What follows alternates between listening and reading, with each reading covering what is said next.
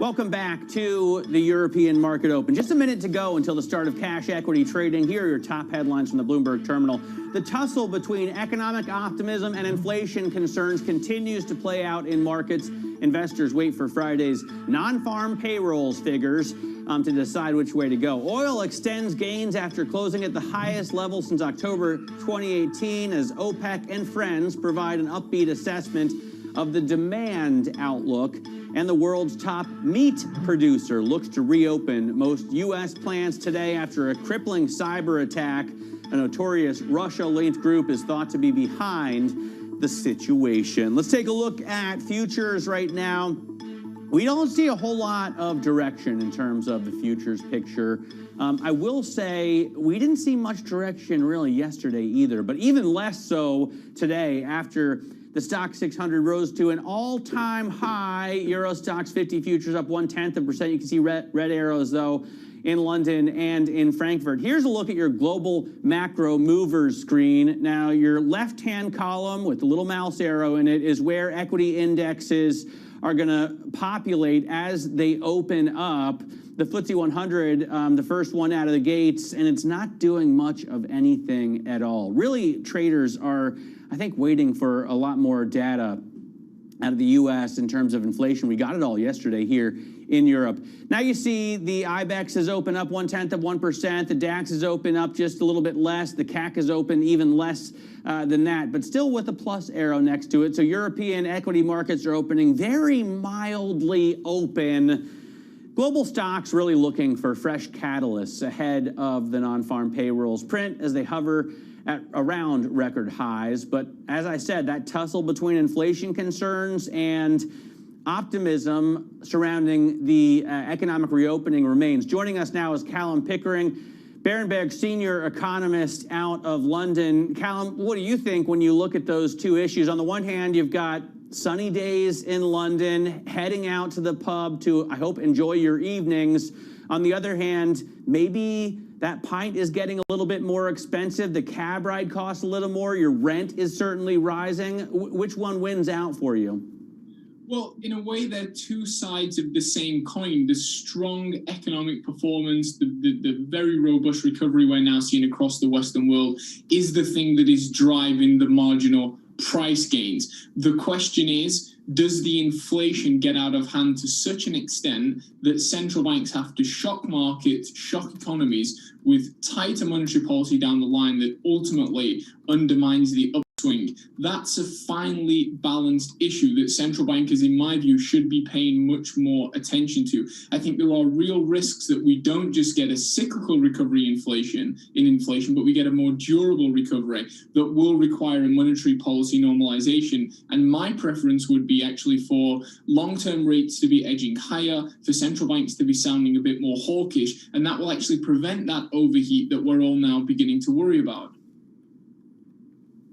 What role is fiscal going to play when it comes to this side of the Atlantic? We see what the U.S. has decided to do.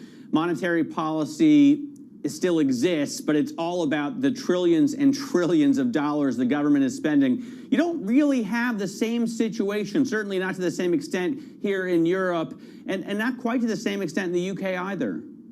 Well, we do have a considerable fiscal underpinning to the recovery. Remember, the difference between the US and Europe is the US decided to support incomes with its direct transfers. Europe decided to support jobs. And the consequence of that is similar. There are huge excess savings sitting on household balance sheets that we're just ready to spend as restrictions are eased. So you have the pent-up demand on the household side. The big difference then is what the US versus Europe is doing to stimulate the recovery. Europe is focusing on the supply side. It has long-term investment plans. The same is true in the UK. In a historical perspective, these are big spending plans. In the US, well, we know we're front-loading the recovery with a big fiscal stimulus, and we're trying to add some infrastructure spend. It will be for historians to decide who did the right thing. My bet is that actually, looking at where the US is relative to its potential output, it's probably overdoing it a bit with the fiscal stimulus, holding a bit behind. Hopefully, Congress holds up some of the plans that will actually do the US economy some good, I think. I got to ask you about the macro data that we're seeing, that we're waiting for on Friday. Is there anything else, Callum, that you're watching closely this week that you expect could move markets? Because everybody seems to be sitting on his or her hands until the non-farm payrolls number comes out. Well, look, the economic data at the moment is just brilliant. There's no two ways about it. And I think that for a while, probably those inflation risks don't cause us real problems in markets. The thing I'm looking at the moment is actually the UK COVID data. COVID is still the big global risk, and we are seeing just cases creep up fairly quickly from a low level in the UK. And we're going to find out now whether or not the rapid vaccination, the high inoculation rate actually works. So all advanced countries should be paying attention to what happens in the UK. It's the country with the highest level of inoculation, and it's the one that's now experiencing a rise in cases. If things stabilize or we get a rise in cases without hospitalizations and deaths rising too, that will have a huge confidence effect for other advanced countries that will also see it's okay just to gradually ease restrictions too.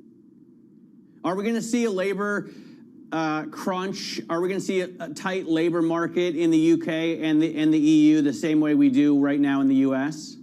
I think that that's probably the wrong way to think about it. If you have enough short-term demand, wages can rise before you've reached full employment. It's not easy to get people out of unemployment into employment. There are frictions. So this framework that we use, this output gap framework, that we don't get any inflation until we're at some measure of full employment, I throw that out of the window. You can get inflation before you reach full employment, and that's what we need to be worried about.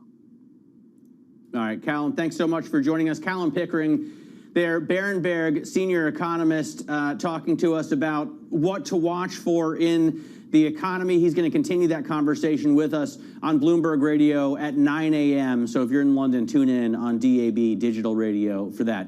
Coming up, we're going to speak with James Liang, the co-founder and chairman of Trip.com, about the future of travel and China's changing demographics as well. You know, you are now allowed to have 3 children if you live in China. The question is, will you want to do that? This is Bloomberg.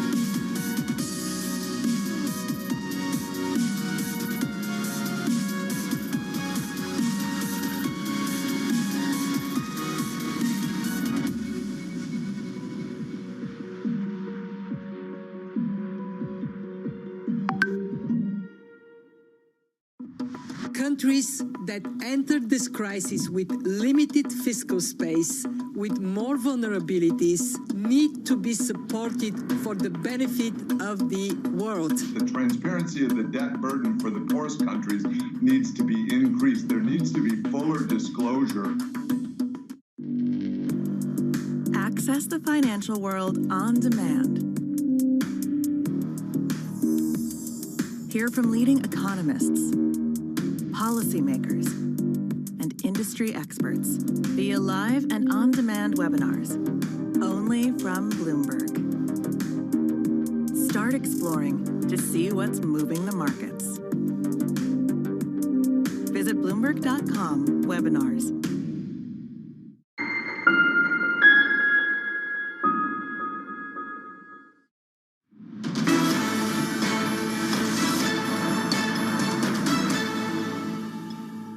Welcome back to Bloomberg Markets. This is the European Open. Right now, 10 minutes into the session, we see green arrows and the gains are increasing. The Ftse, look, up 0.6%. And I believe one of my producers, Pooja, just told me all of the stock 600 sectors are up right now. So we're seeing gains, and they're pretty broadly based as well. I want to get, though, to the news that we got out of China this week, a surprise decision to allow couples to have a third child. It may do little to reverse the nation's declining birth rate, but it's interesting nonetheless. Experts say the country needs more supportive policies on childcare and measures to curb high education and housing costs to get families to make more kids. Now, maybe they got something up their sleeve. The next guest that we have here is a prominent internet entrepreneur and an economist. He actually has a book out on why demographics are key to the innovation race, and he founded and is the chairman of Trip.com. James Liang joins us to talk about both of those things right now. James, honor to have you on. Thanks so much for joining us. Let me ask you first about the demographics question. It's so fascinating, and I wonder, does China follow up its loosening of the regulations with supportive policies to help drive the birth rate higher? Just relaxing the restriction on the number of children will not be enough. The latest fertility rate from the 7th census, China's fertility rate is only 1.3. That's actually even lower than Japan, which was one of the lowest in the world. China needs to boost its fertility from 1.3 to a more sustainable level of 1.6, 1.7, the average level of developed country, or to even higher to like 2.1, the replacement level. China has a long way to go. We are expecting China to completely reverse its family planning policy to start rolling out generous support programs in the future. So what are the most important changes China could make in order to support a higher birth rate? What needs to be done to address the issue? Well, there's a lot needs to be done. Like other developed countries with low fertility rate, China's government expects to have cash bonus or tax subsidy, especially social security tax or income tax to couples, especially couples live in the cities where their burden of raising children is very high. And also, China can do a lot in reducing the housing burden. China is actually having the highest housing to income ratio in the world. Good morning, traders. Bitcoin, as you remember, yesterday we purchased Bitcoin. Today is the time to place a stop on profit. And the price I'm looking to place 36,848. It will give us 0.2%. And if the price will change direction, if it will move lower, I will not lose any money on this trade. Okay, 36,848. This is the price I'm going to stop if it will move down. So if you decided to follow trade, if you copied this trade, you need to place stop on profit for Bitcoin. Okay, If we will see if it will move higher, we will of course increase our profit. Okay. Good day to you. Thanks and for following me, and I'll speak to you later, guys. Stay safe. When these kids grow up, they will enter the workforce and they will increase the talent pool China will have. Also will increase the overall number of researchers for innovation. So I think the advantages that China has over the last many years to really accelerate its innovation progress is this huge population, a large market, and a huge talent pool. And that's been jeopardized in a generation from now if China currently have very few kids. China's population is 4 times the US, but in terms of talent pool, it's probably only double because the US has the ability to attract talents around the world. But that's an advantage of the doubling the talent pool is going to be reduced or shrink in a matter of 1 generation. If China is having a fertility as low as 1.3, it's almost like reducing the size of the cohort by half for each generation. And China's advantage of the more talent and bigger market will disappear in just 1 generation. So that's going to jeopardize China's rise of innovation in 1 generation. It's really fascinating. It's been a long time since you've heard anyone pitching reproduction as kind of a patriotic duty, and I'm sure that that's going to come up now. James, let's get to the trip.com portion of your work. How have you dealt with the travel restrictions, and what does the picture look like to you right now? Well, our main market, the China domestic market, has almost completely recovered. We have achieved a positive growth pre-COVID compared to pre-COVID. We see modest increase in many markets, and we seeing very good recovery in the US domestic market and a little bit in the Europe. We expect that Europe will start to recover very well in the near future, and the US obviously will do very well. But cross-region, long-distance travel will take another probably 6 to 12 months to recover. And in many Asian markets, because the most outside of China, Asian travel market is a smaller country. They have a relatively small domestic market. It will also take longer to recover. So people are traveling shorter distances now, longer distances to come. Obviously, that's being held back by restrictions, right? What kind of pent-up demand do you see people on the site? Okay, guys, as you can see, we need to move higher, and I want to move higher Bitcoin, and I'm going to place stop on profit for Bitcoin at 36,958. 36,958, just right here. So it will give us 0.5% in profit, and in our case, it will give us £500 in profit. Okay, stay safe.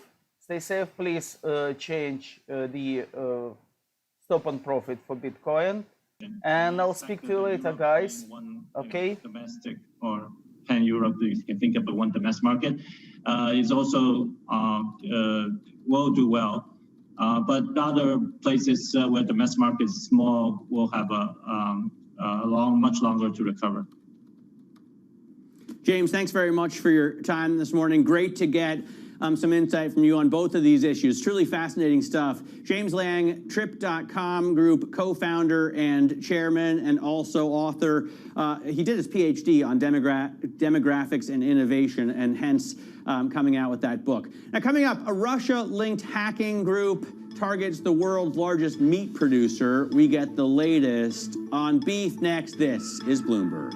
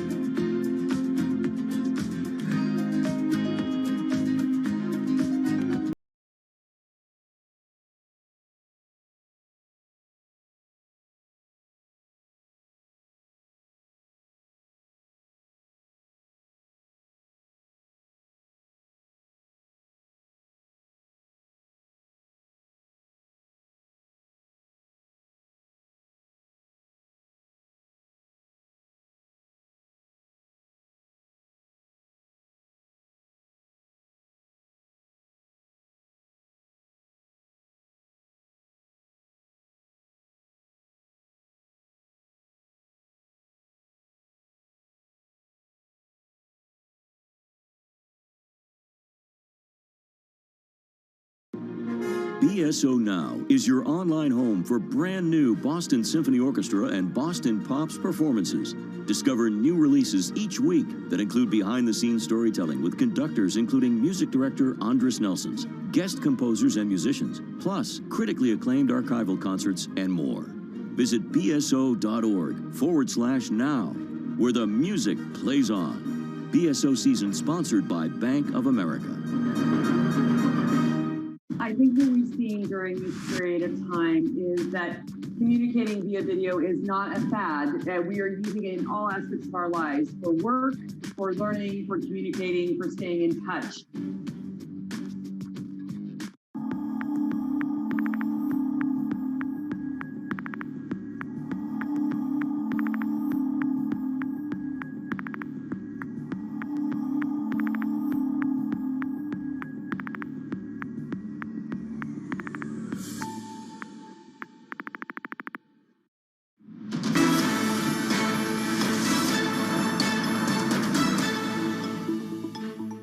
Welcome back to Bloomberg Markets. This is the European Open, 21 minutes into the trading day, and we're looking at green arrows. Not huge on the continent. The Ftse up 1/3%. Let's get over to Danny Berger to take a look at what's on the move this morning. Danny?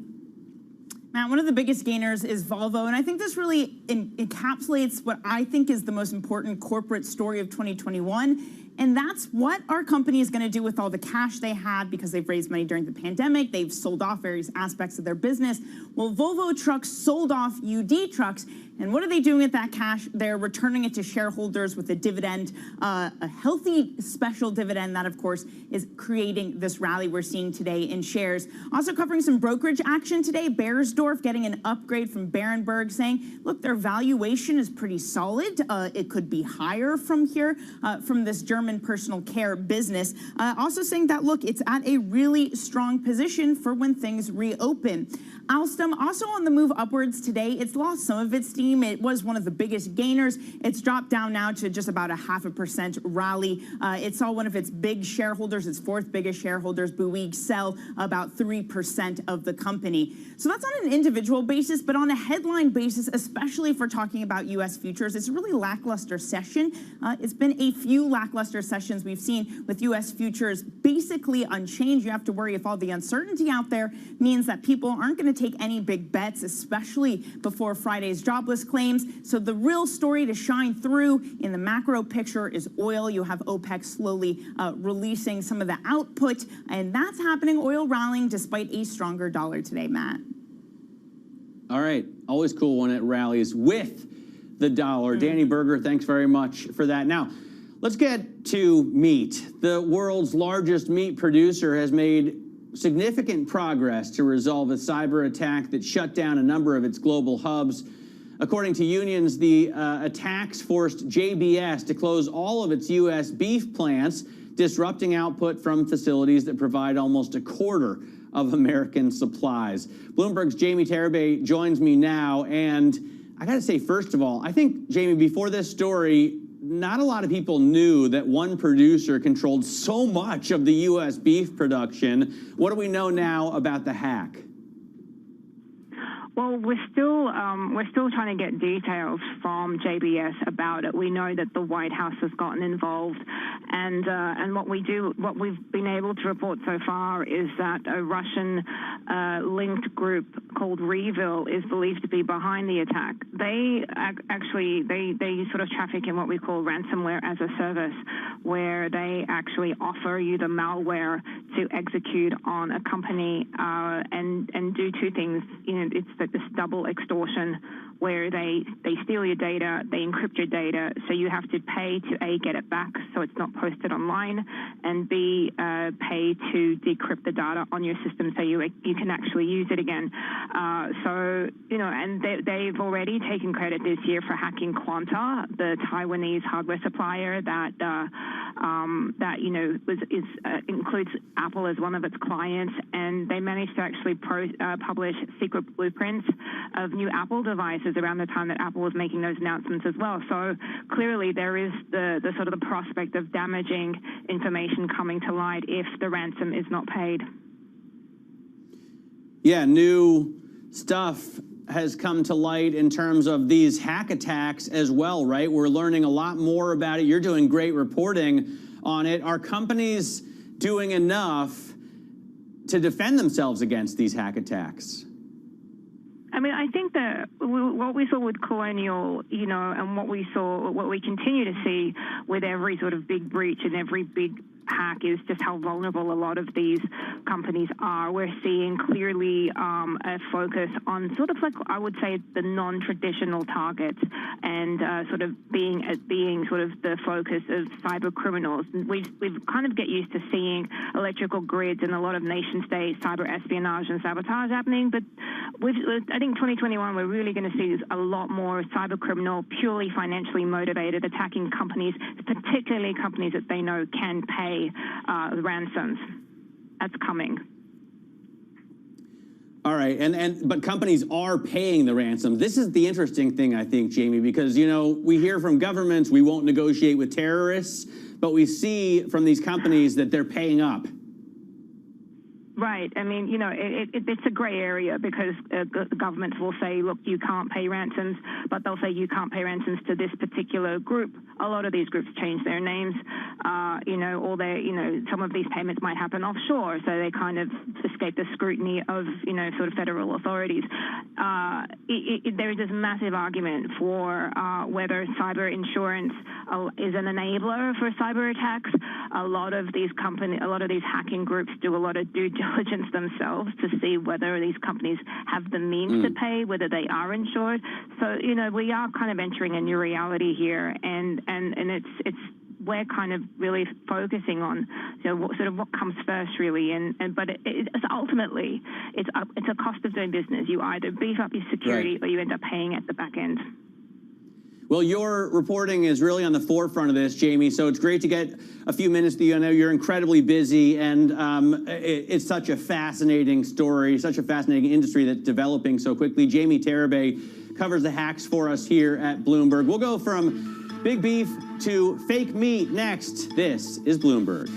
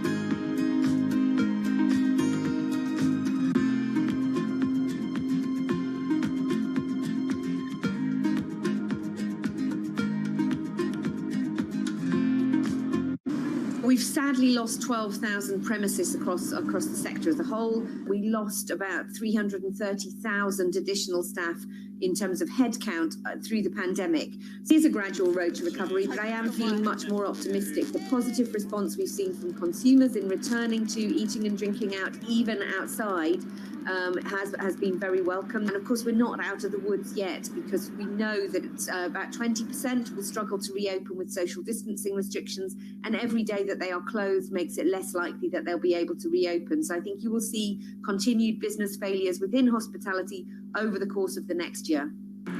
Well, I think the government support has been unprecedented. Equally unprecedented is the hit that hospitality has taken. So we do need the government to look at a solution on rents, which is going to be critical to recovery, a recapitalization strategy to tackle the levels of debt that these businesses are going to come out of the pandemic with. So this government support, fantastic, has allowed us to maintain a large number of staff that we would have undoubtedly lost along the way had we not had furlough. But furlough actually is costing the businesses to implement at the moment, and the costs of staying closed, the industry is burning through £500 million a month in ongoing costs.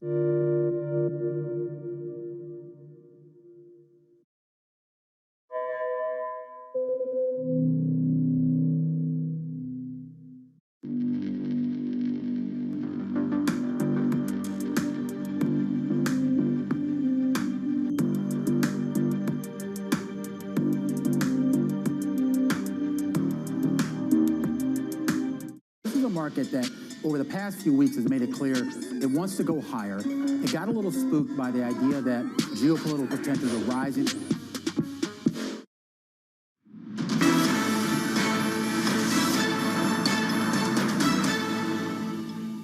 Welcome back to Bloomberg Markets. This is the European Open. We are 30 minutes into the trading day right now, and we're looking at a market that's turning down a little bit here on the continent. You can see the DAX and the CAC, although they're not 1% or even 0.1% dips, there are still red arrows there. The Ftse continues to gain about 0.3%. Let's take a look at the broader Stocks 600 index, and in terms of the groups that are moving around, we can see that on the Bloomberg with the group ranked returns function, GRR. You can use it on any big index. Now, we see right now that there are a couple of sectors falling. That wasn't the case 30 minutes ago, but now basic resources and banks and these big cyclicals that were big gainers yesterday are off today. You do see consumer, I think PC, D, and GS. I always struggle with this, but I think it's personal consumer drugs and grocery stores. I'm not 100% sure about that, but you get the idea, basically. Food, beverage, and tobacco, a gainer, energy, healthcare. So kind of defensive sectors are on the rise right now and helping to hold these indexes, mainly the big benchmark, above water. Let's get the Bloomberg First Word News. For that, we go back over to London and Laura Wright. Laura? Thanks, Matt. The World Health Organization has approved China's Sinovac COVID vaccine for emergency use. In a boost for countries scrambling for a supply of immunizations, the WHO has recommended its use for people aged 18 and older in a 2-dose schedule with a spacing of 2 to 4 weeks between shots. Sinovac has already shipped 380 million doses to countries and regions ranging from Hong Kong to Zimbabwe since late last year. For the first time since the start of the pandemic, the UK has reported 0 deaths within 28 days of a positive COVID-19 test. The milestone reinforces business calls for the government to push ahead with plans to end all social distancing guidelines on June 21st. Some health officials, though, are urging caution over the start of a surge linked to the variant first detected in India. Global news 24 hours a day on air and at Bloomberg Quick Take, powered by more than 2,700 journalists and analysts in more than 120 countries. This is Bloomberg. Matt. Laura, thanks very much. Laura right there in London with the First Word News. Now let's turn to the world of fake meat. The parent company of Quorn will use some of its $1 billion in IPO proceeds to expand in the U.S. It's the world's biggest market for plant-based alternative food. Monday Nissan aims to use Quorn substitute chicken to take on heavyweights like Beyond Meat and Impossible Foods in a sector dominated by fake beef.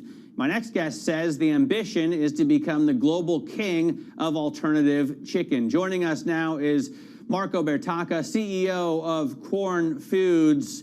Marco, let me first ask about the demand for this. How do you see it growing as, you know, we all get back out into a reopened economy and cook less at home? Does that change the game for you?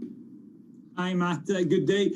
Look, really not. I believe that, as I often say, we have a fundamental issue currently, which is our overall global food system is broken. We have either people that do not have enough protein or people that are actually obese and they eat too much. So the key trend for what I call alternative meat, you know, I was always reflecting on the fact that fake meat is certainly not giving justice to the big transformation that we need to have. We see a long-term trend. And it's a long-term trend driven by fundamentally 2 issues. We need better food for people and better food for the planet. And this is what Quorn is about. And better food. I mean, when I think about chicken, I think about that old movie, Baraka, and I feel gross after eating it, but it's just so delicious. You've collaborated recently with KFC to launch a limited edition Imposter Burger. How has that gone? And can you see partnerships, other partnerships like that in the future? Absolutely. Look, it's funny you mentioned this aspiration that we have to become the king of chicken, king of alternative. chicken globally. We believe we really have something special here as Quorn. We started 35 years ago. We started to develop our own protein. So we are the only global player that is actually producing our own protein through fermentation. Our super protein is absolutely special. We consider it unique and is very much validated by external studies. Very high in fiber, high in protein, low in saturated fat, no cholesterol. That's why it's good for you, as I was saying. And from the planet perspective, we consume 90% less land, less water, and produces 90% less carbon footprint than beef meat. This is why it's so unique. Now, when you talk about the KFC and the partners that we play with, they've been extremely enthusiastic about working with us. The key characteristic is that our microprotein has incredible fibrosity to it, which is able to replicate chicken.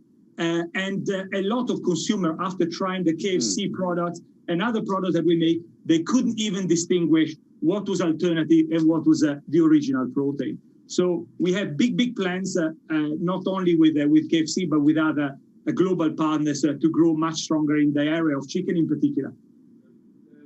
I got to try it because I just can't stand the thought of melting beaks off chickens.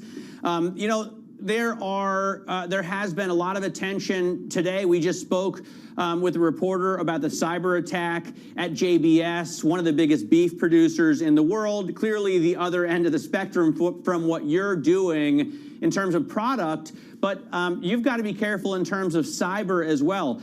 How much of a concern is cybersecurity for you and your business, and what are you doing to work against it? Well, it is a big concern. We hear more and more that this is happening to the small players, the big players, and it is part of our reality. We are learning from each other. We are trying to understand as much as possible what is happening out there. And, you know, it is not just the cyber attacks on the company. It's also the personal challenges that sometimes you have. I was an attempted victim of one of those recently. So my important learning is, even when you think you're clever and you know it all, do not be. You know, always pay attention. And this is what we're doing as a company, you know, paying a lot of attention, in particular during our global expansion. We are becoming very visible out there. We are here to change the world. So it's a very, very high topic also for us, Matt. It's, I think, a huge topic for everybody right now. Great to have some time with you, Marco. Thanks so much for joining us. Quorn Foods CEO Marco Bertocca talking about their break into the U.S. market to challenge chicken. Coming up, AMC sells $230 million of shares to Mudrick Capital. Mudrick Capital promptly dumps the stock for a profit and tells customers they think AMC is overvalued. That story on a retail trader favorite, a Reddit trader favorite next. This is Bloomberg.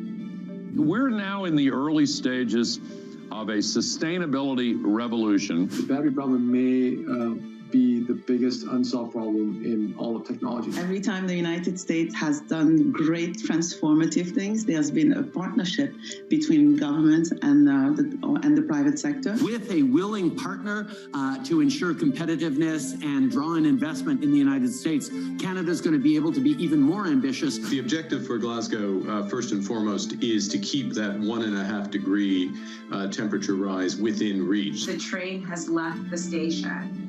Investors care about it. People who work inside of corporate America care about these issues. And certainly we see that with just the broader community. There's not enough tax in the world for private sector to pay for all of this. It's going to have to be a public-private partnership. Bloomberg surveillance puts global markets into perspective. We're going to try to fold in economic theory here with what we've got. Based on data. The focus is going to be on the data, the manufacturing data. How the market responds will be really interesting. Timely conversations. Part of getting out of this hole is big fiscal. Keeping you up to date on trends. When do you take this thing off? So you put it on to take it back off. Wake up with Tom Keene, Jonathan Farrow, and Lisa Abramowitz. Weekday mornings on Bloomberg Television. Valuations, particularly, sort of the technology landscape, have gotten to some pretty extraordinary levels. So I think it's not a surprise. I don't think it's any indication of the beginning of the end, but I do think markets don't like uncertainty.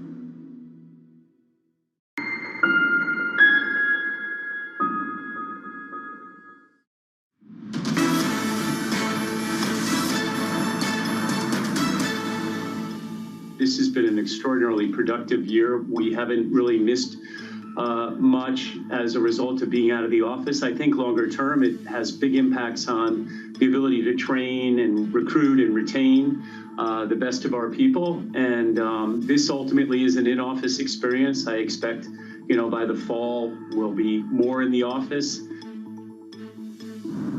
That was the chairman and CEO of Lazard, Ken Jacobs, there, talking exclusively to Bloomberg on the firm's return to office plans and the importance of that in terms of recruiting, training, and retaining talent. He says they haven't missed out on any business. They've had a great year working from home, but he's worried about the future generations of Lazard bankers. And I think it's a fascinating story, one of the most read on the Bloomberg terminal. I want to point out that we are getting headlines across in regards to Deutsche Lufthansa. Germany is leaning toward participating in a Lufthansa offering, so taking part in a Lufthansa capital raise.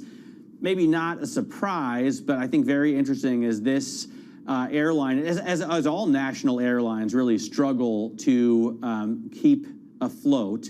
Let's get to the Bloomberg Business Flash right now. For that, we go back to London and Laura Wright. Laura? Thanks, Matt. Deutsche Bank is the latest company to launch a new remote working policy. In a memo seen by Bloomberg, the lender says it will allow staff to divide their work hours between home and office. Deutsche has repeatedly highlighted it wants to cut costs by reducing office space. Earlier this year, it said a range of 40 to 60% of work from home makes sense. TSMC is moving forward with plans to build a $12 billion chip plant in Phoenix, Arizona. CEO Ftse Wei says construction is well underway months after the city approved financial incentives for the project.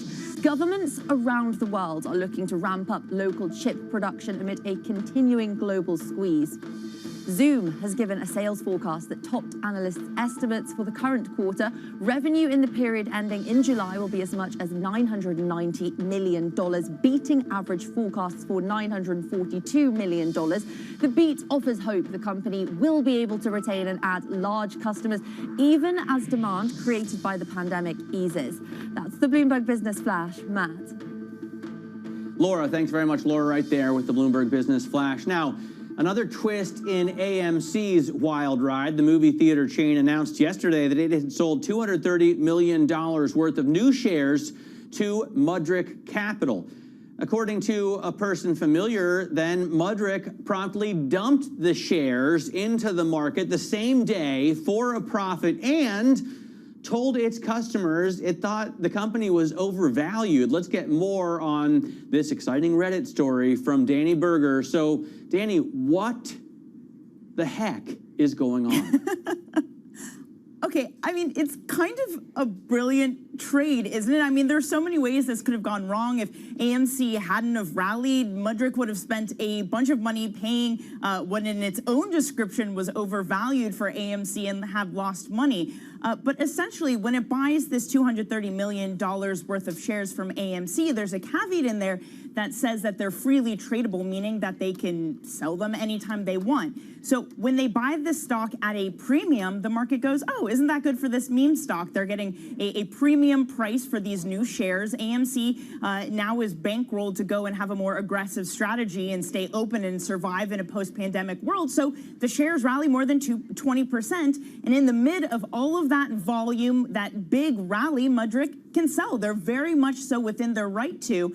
But you know, they don't even make a pretense here that they're going to stick around and, you know, maybe act as an activist investor or try to change AMC. They clearly were just doing this as a short-term trade.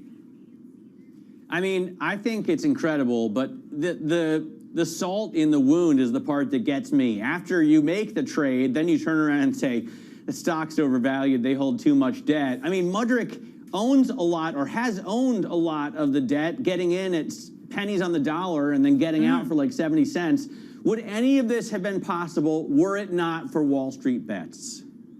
It's hard to see a world where it could be possible. This doesn't happen. I haven't heard of a case of a company doing this, let alone buying an equity stake at a premium, because usually if a stock is really volatile, you want a discount for it. You don't want to pay more because there's so much uncertainty in the share price.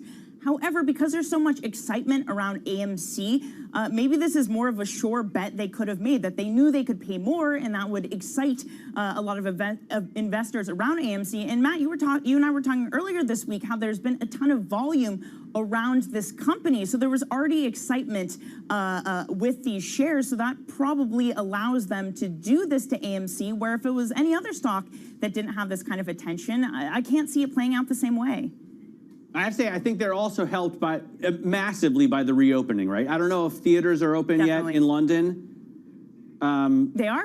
Yeah, they are. They are. Okay. Yeah, because I grew up going on the Fulham Road to an AMC there. I had a subscription so I could go as often as I wanted, and I can't wait to see A Quiet Place 2. Have you yet ventured out?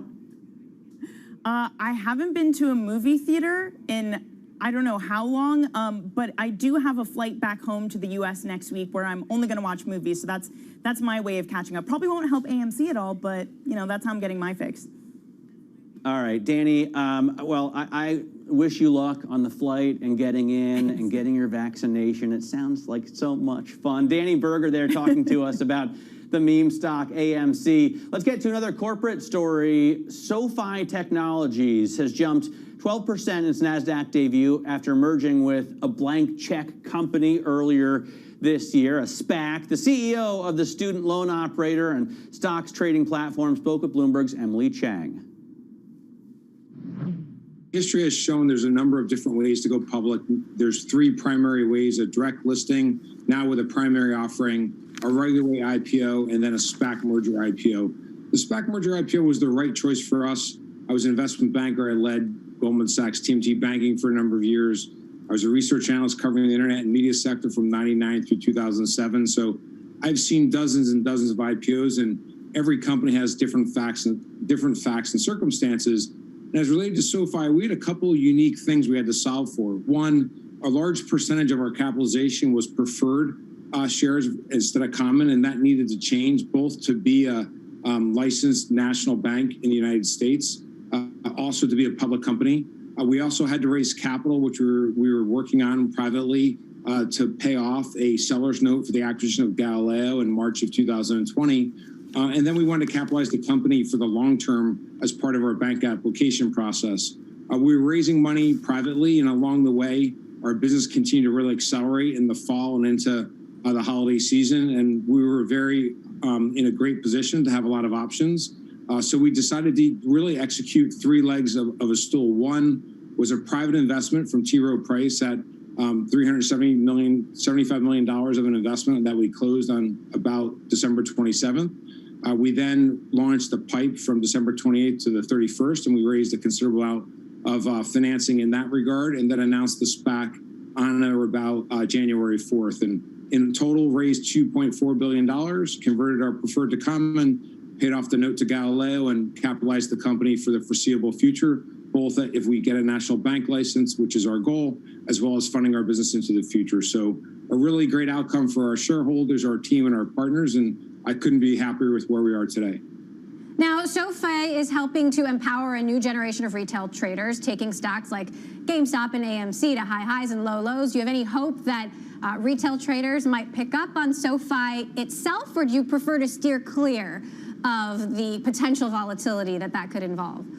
Well, I would first say that we focus on giving access to investing to SoFi members, and we want them to be long-term investors. We want them to consider all of the investments that they make, ensure that they're suitable for themselves, and they take a broad-based, diversified portfolio approach and invest for the long term.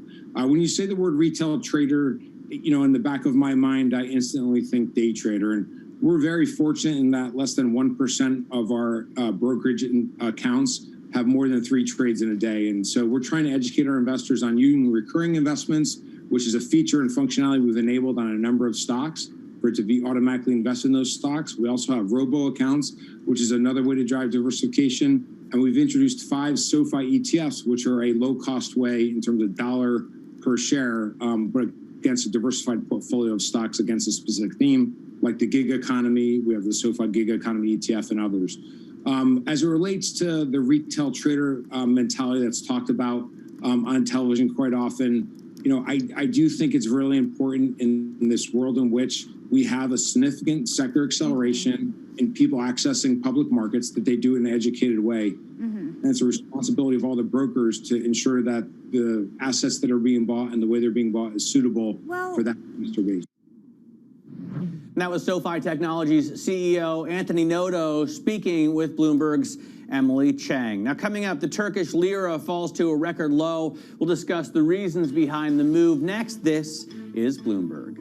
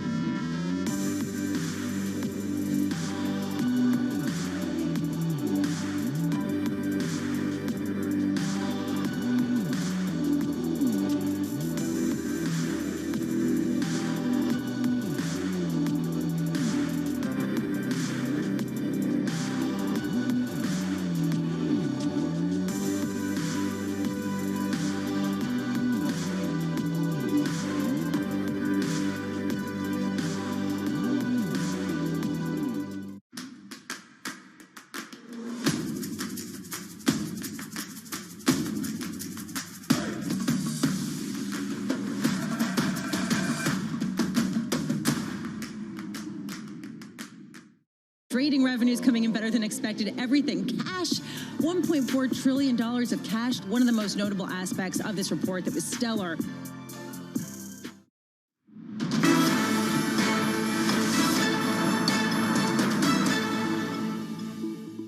Welcome back to Bloomberg Markets. This is the European Open, almost an hour into the session right now. Joining us is Laura Cooper, Bloomberg's MLive macro strategist, to talk about what we see in markets. Now, there's not a lot of movement today, Laura, but to be fair, we are already at an all-time high in terms of the equity indexes here in Europe. Over the U.S., they're pretty close. And I guess, everyone's just waiting for this non-farm payrolls data, right? Well, that pretty much is to be the case. Markets are really struggling for direction. Yes, we had European stocks touch those record highs yesterday on some of that reopening enthusiasm. But really, the catalyst looks to be that payrolls report. Markets are expecting about a 650,000 print, and that will retrace the disappointing figure that we saw last month that was likely seasonal distortions. And with the Fed really looking for a string of strong economic data, once we see that strong payrolls print, that could actually force markets to once again challenge the Fed's conviction that inflation could be transitory, and really raising the question once again, why are rates so low against this strong economic recovery? You know, the MLive question of the day, I think, ties in nicely. Will June be kind or cruel to the dollar? What kind of responses are you hearing?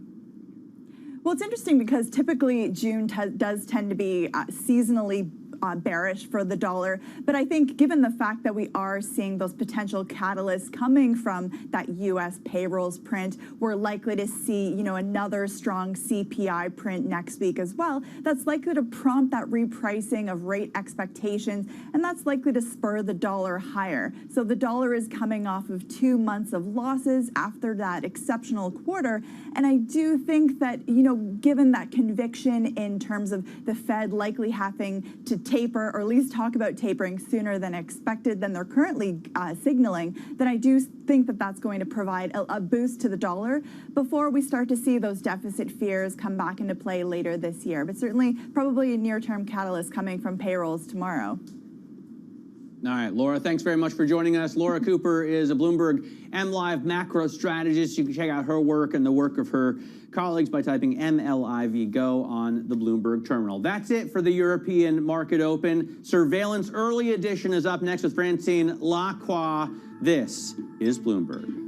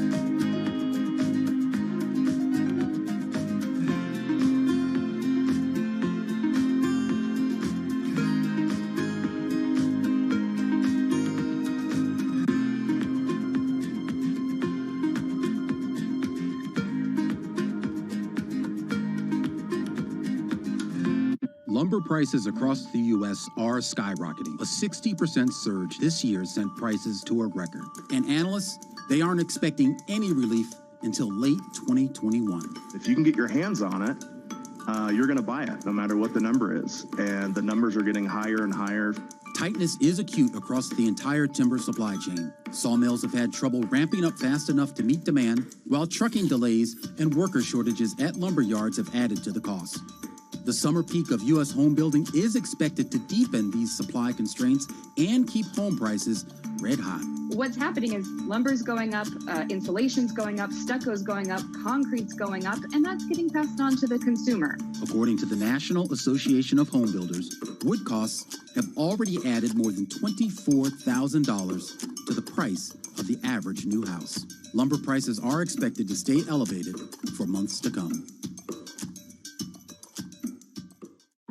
Our generation's biggest problem. Climate change is happening. and the world's most innovative solutions. Transport, industry, buildings, electricity, all of those things. Everything you need to know about our changing environment, the politics of global warming. We can and we will deal with climate change. In the fight against climate change, Bloomberg Green has you covered.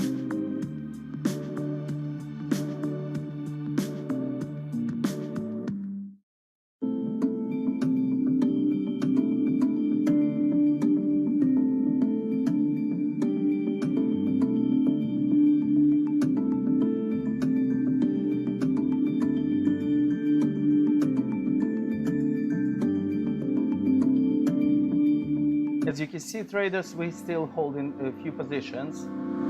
One of them we hold on Japanese yen at 109.707. I'm going to place, and you have to, if you copy this trade, you need to place stop on profit at 109.727. Okay, stop on profit placed. So anything, whatever happened with Japanese yen, you will end up in profit. Okay, guys. Also, we looking closer for Ftse. We place stop on profit. We have quite a few positions, long, and we have short position.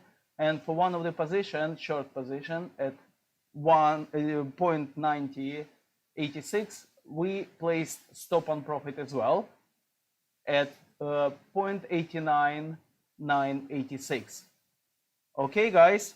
So if you copied this trade, if you follow my trade, please do so. Please place stop on profit and keep following my trades. And whatever happens, you will not close this trade in loss. I'll speak to you later, guys. President Recep Tayyip Erdogan renewed calls for lower interest rates, pushing the lira to a fresh low against the dollar, piling pressure on his central bank governor to ease policy despite high inflation.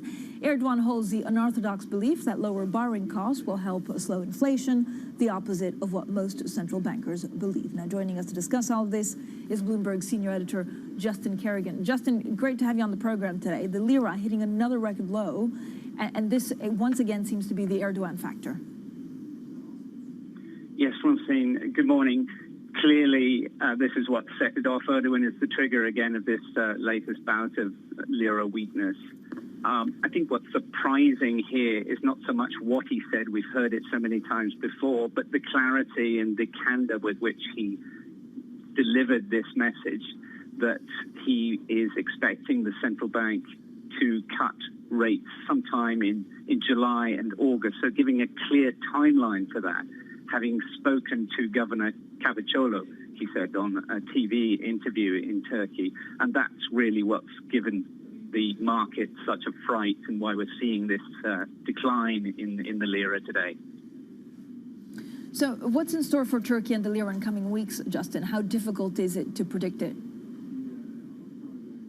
I think if Erdogan gets his way, and he certainly has in the past, you remember that he seems to continually remove incumbent central bankers and replace them with people who he perceives to be more favorable towards his views. He only replaced the previous incumbent, I should say, in March. So Cavusoglu is a fairly recent arrival here. So he's putting the central bank governor under pressure to do what he wants, and that's to cut rates, to keep reviving the economy. But of course, the expense here will be inflation. Inflation is running at 17% in Turkey, and the central bank's target is to get it down to 5% in 2023. That may be a couple of years away now, but that target seems ever and ever more distant. Justin, if you look at exactly, I mean, what's the kind of relationship that the president now has with the central banker? I know there's been, a lot of changes within the central bank. Who's in charge? Well, Erdogan is in charge, and this is the whole business in Turkey. It's the independence of the central bank that worries traders so much. So when Erdogan says, I want to see rates cut, I want to see the growth factor being given priority in Turkey, the market takes fright, because ultimately, if the central bank chief does not follow that line, his job could be in peril. And quite clearly, we've seen that on several occasions in the past year, where central bankers have been removed, and the Turkey's financial situation, the lira inflation, is really none the better. Good growth figures in the latest growth figures, but it has been at the expense of the lira's value and ultimately the inflation picture. Justin, thank you so much. Our Bloomberg senior editor there, Justin Kerrigan, with the very latest on the Turkish lira. Now, coming up, after one of the largest downside misses on record, this Friday's U.S. jobs report will tell investors if the labor supply crunch was a one-off or something we'll have to live for with a couple of more months. We discuss all of that with Andrew Sheets. That's up next, and this is Bloomberg.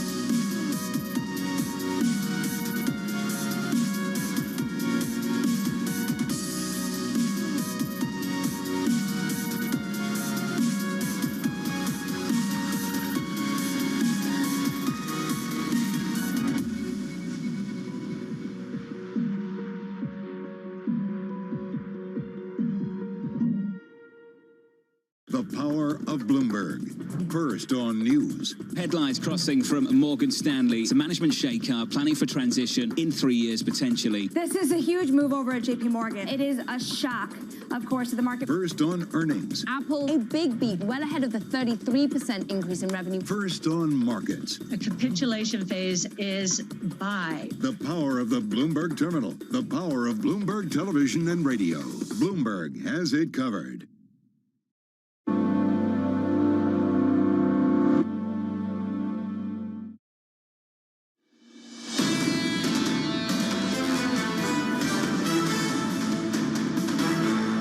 Economics, finance, politics. This is Bloomberg Surveillance Early Edition. I'm Francine Lacqua here in London.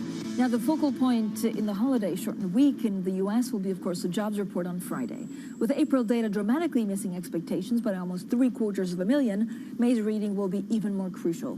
The payrolls data in the coming months will test whether the recent slowdown in hiring stemmed from Americans opting to receive unemployment benefits instead of seeking to get back to work, especially as more states opt out of the federal jobless benefits top-up. Well, joining us now is Andrew Sheets. He's Morgan Stanley Chief Cross-Asset Strategist. Andrew, as always, thank you so much for joining us. I know you have a really great part in your media outlook saying, like, now is the hard part. But what, in terms of economics in the U.S., are you expecting with the jobs report on Friday?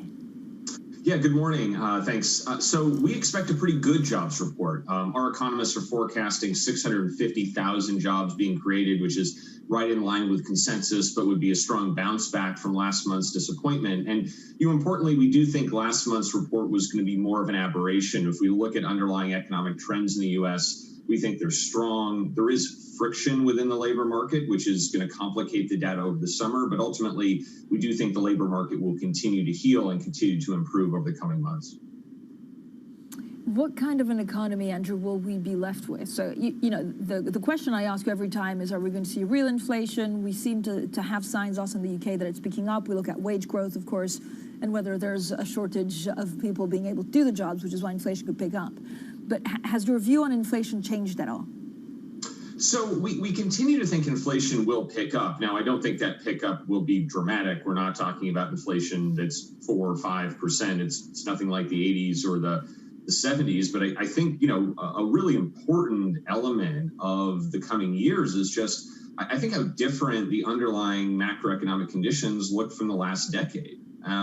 And right, there's always a problem in markets of recency bias. I think all of us always kind of tend to ascribe what's going to happen in the future to kind of what's happened more recently. But these are really different conditions. If I think about the last decade, a decade of secular stagnation, you had fiscal austerity, you had very weak capital expenditures, you had a weak consumer. Looking ahead, we've got an enormous amount of fiscal stimulus, a very strong consumer, and our economists really see a booming CapEx cycle. So I think for all of those reasons, very different conditions than we saw in the last decade argues for different economic data. And I think, higher core inflation over the coming 2 years is a part of that story. Andrew, what are you reducing exposure to, given what you've just said? Well, I think what we believe is that this is going to be a hotter economic cycle, and something like a star, if it burns hotter, it's going to burn for shorter. And so we're going to be back to more normalized economic conditions a lot sooner. That means we're going to exit kind of an early cycle phase of the economic expansion a lot sooner than normal. And that means exiting kind of early cycle winners sooner than normal. And I think maybe at the top of that list, or an important asset class within that, is corporate credit. The asset class is an amazing early cycle performer. It does its best risk-adjusted return kind of in the teeth of a recession and coming out of one.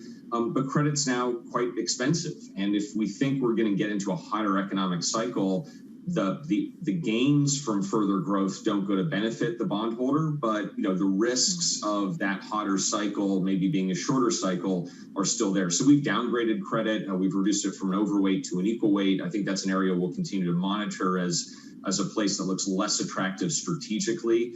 And I think that is one of the key changes we've made recently. Is there anything in emerging markets fixed income, Andrew, that you find that you'd be looking at right now?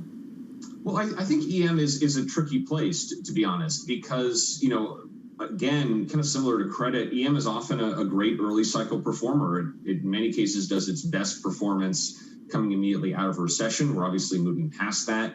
And this hotter economic cycle, especially in the U.S., does pose some challenges to emerging markets, where we forecast the dollar to strengthen modestly over the next 12 months. I think that's different from what a lot of investors expect, but that's our forecast. And you do have this risk as U.S. interest rates, real interest rates in particular, rise. That's also less favorable to EM fixed income. So it's another place that we'd probably rather be getting a little bit more cautious on than more positive on. And in contrast, we think Europe looks pretty good. In contrast to maybe the U.S. or emerging markets, you'll have central banks that can stay dovish for longer, less inflationary pressure, and more attractive valuations. Andrew, is there anything? I mean, I don't know how you look at commodities. So they're obviously getting quite hot, but it's nothing like the super cycle I guess we've seen in the past. Yeah, so I think commodities are a couple of interesting stories coming together. You had an asset class that had a really terrible decade, and so it's bouncing back from that. It's also an early cycle asset class that tends to do its best performance coming out of recession. So that's been happening.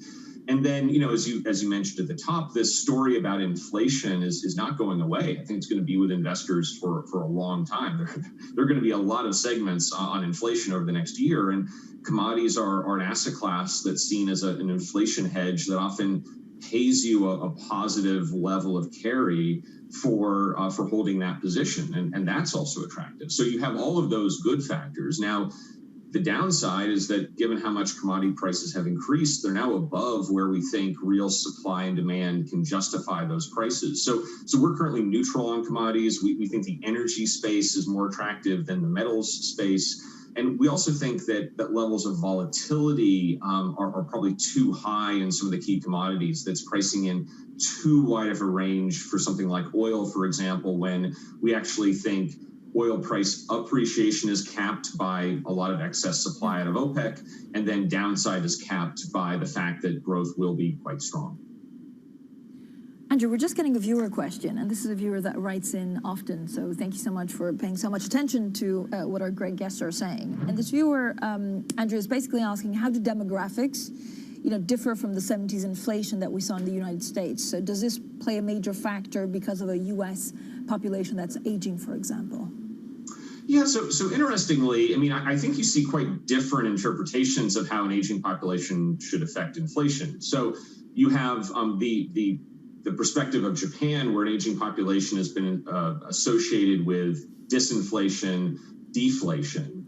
But then I think you can also argue that as the population ages, as people retire, they drop out of the labor force and they just become consumers. And that's a negative supply shock. That's an inflationary pressure. You've lost some labor supply, but you're keeping that spending demand. And so, I think there's a legitimate argument that an aging population is not necessarily disinflationary or deflationary. So it definitely lowers potential growth, although I also think we need to keep in mind that overall demographic trends, while they're getting a little bit worse from a population growth standpoint, you kind of have to squint at the chart to really tell the difference between now and 15 years ago. So, bottom line, we don't think that has a dramatic impact on the inflation debate. And there's a realistic case that it could actually be, more inflationary than deflationary. I think the jury's still out on that.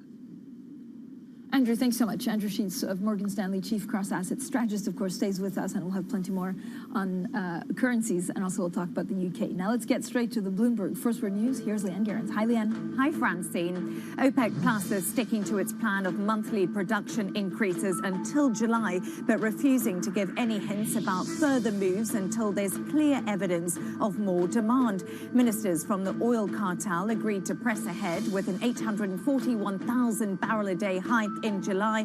The IEA forecasts global demand will jump by roughly 5 million barrels a day between now and the end of the year.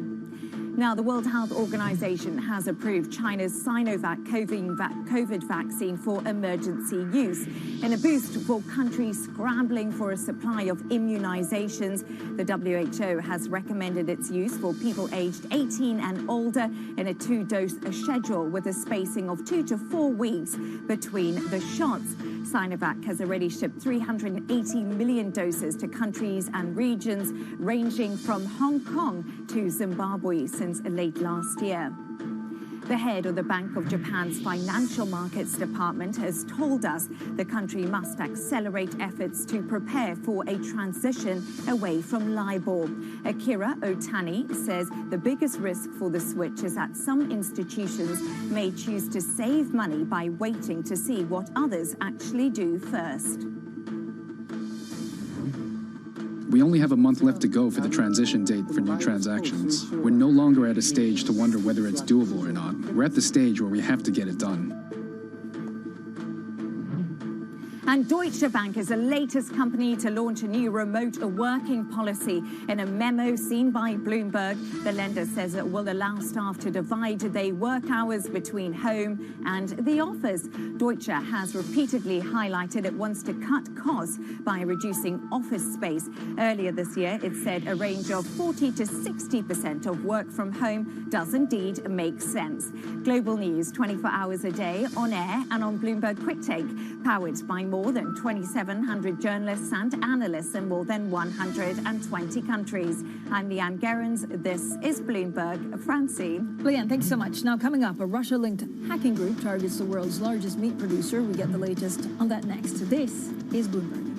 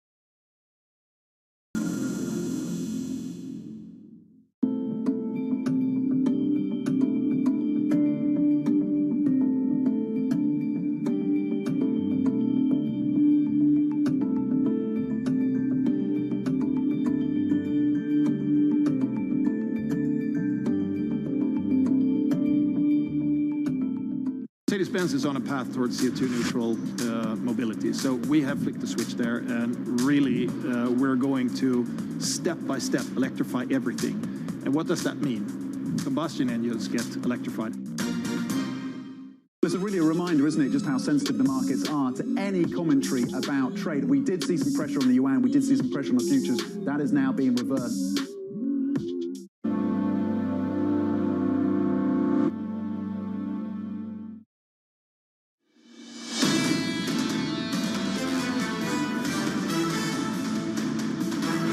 Economics, finance, politics. This is Bloomberg Surveillance Early Edition. I'm Francine Lacqua here in London. Now, the world's largest meat producer has made significant progress to resolve a cyber attack that shut down a number of its global hubs. According to unions, the attack forced JBS to close all of its U.S. beef plants, disrupting output from facilities that provide almost a quarter of American supplies. Well, Bloomberg's Jamie Terabay joins us, who covers cybersecurity. Jamie, what do we actually know about the attack so far? Well, what we do know is that it forced the shutdown of all of the beef plant facilities for JBS in the U.S. It took offline the slaughter operations in Australia, as well as in one of Canada's largest beef plants. So this has obviously had ramifications around the world and impacted meat production and all the way down the supply line.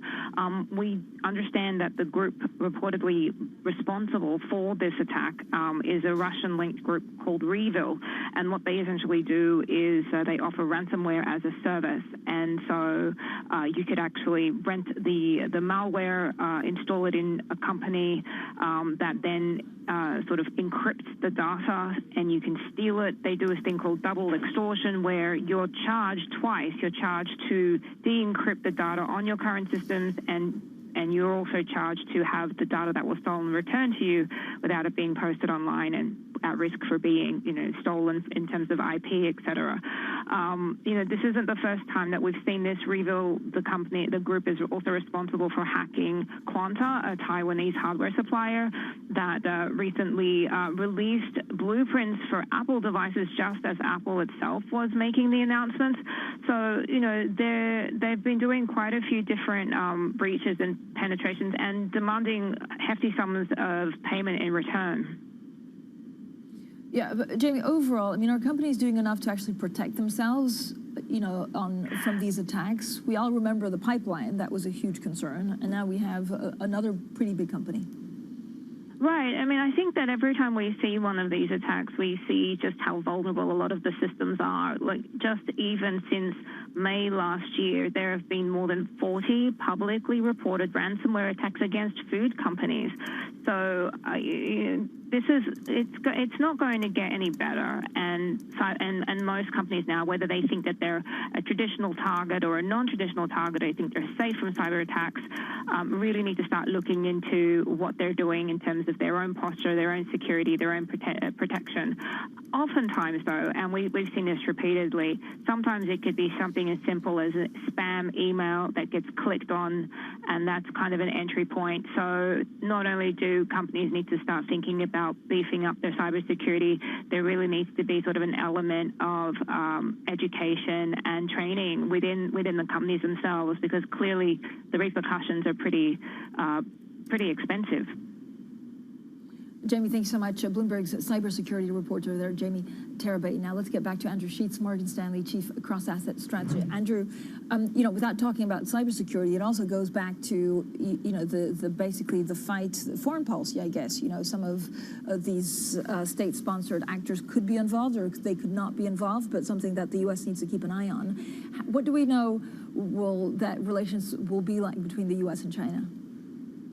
Well, look, I do think if we take a step back, we had an environment where, foreign policy considerations were really a dominant driver of the market debate for a lot of, 2018, 2019. And then obviously they've kind of gone onto the back burner as COVID hit and you had a terrible global recession. And then everything was about how deep will that recession be? Can we recover? Can the vaccines work? And so, I think as the economic backdrop normalizes, it would be reasonable for the market to refocus on some of these geopolitical questions that haven't gone away. And I think this question over U.S.-China trade is an open one. So far, there appears to have been some constructive signs between the U.S. and China negotiators in terms of making some progress there, or at least kind of starting off in a constructive way. But it's too early to say. It's probably too early to say that. Andrew, thanks so much. Andrew Sheets there, Morgan Stanley Chief Cross-Asset Strategist.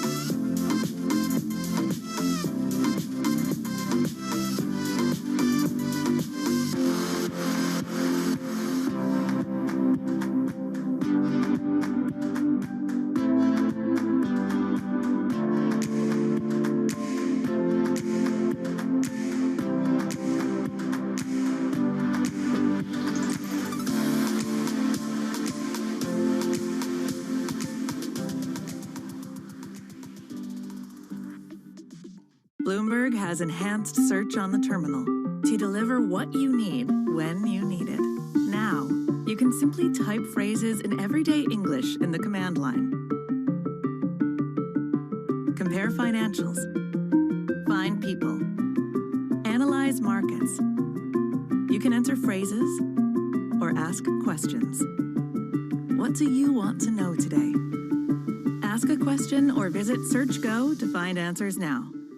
BSO Now is your online home for weekly Boston Symphony Orchestra and Boston Pops performances. See new concerts that go behind the scenes, plus acclaimed archival concerts. Visit bso.org/now, where the music plays on. BSO season sponsor, Bank of America. Every Friday with 30 minutes dedicated to fixed income, I'm Jonathan Ferro. This is Bloomberg Real Yield.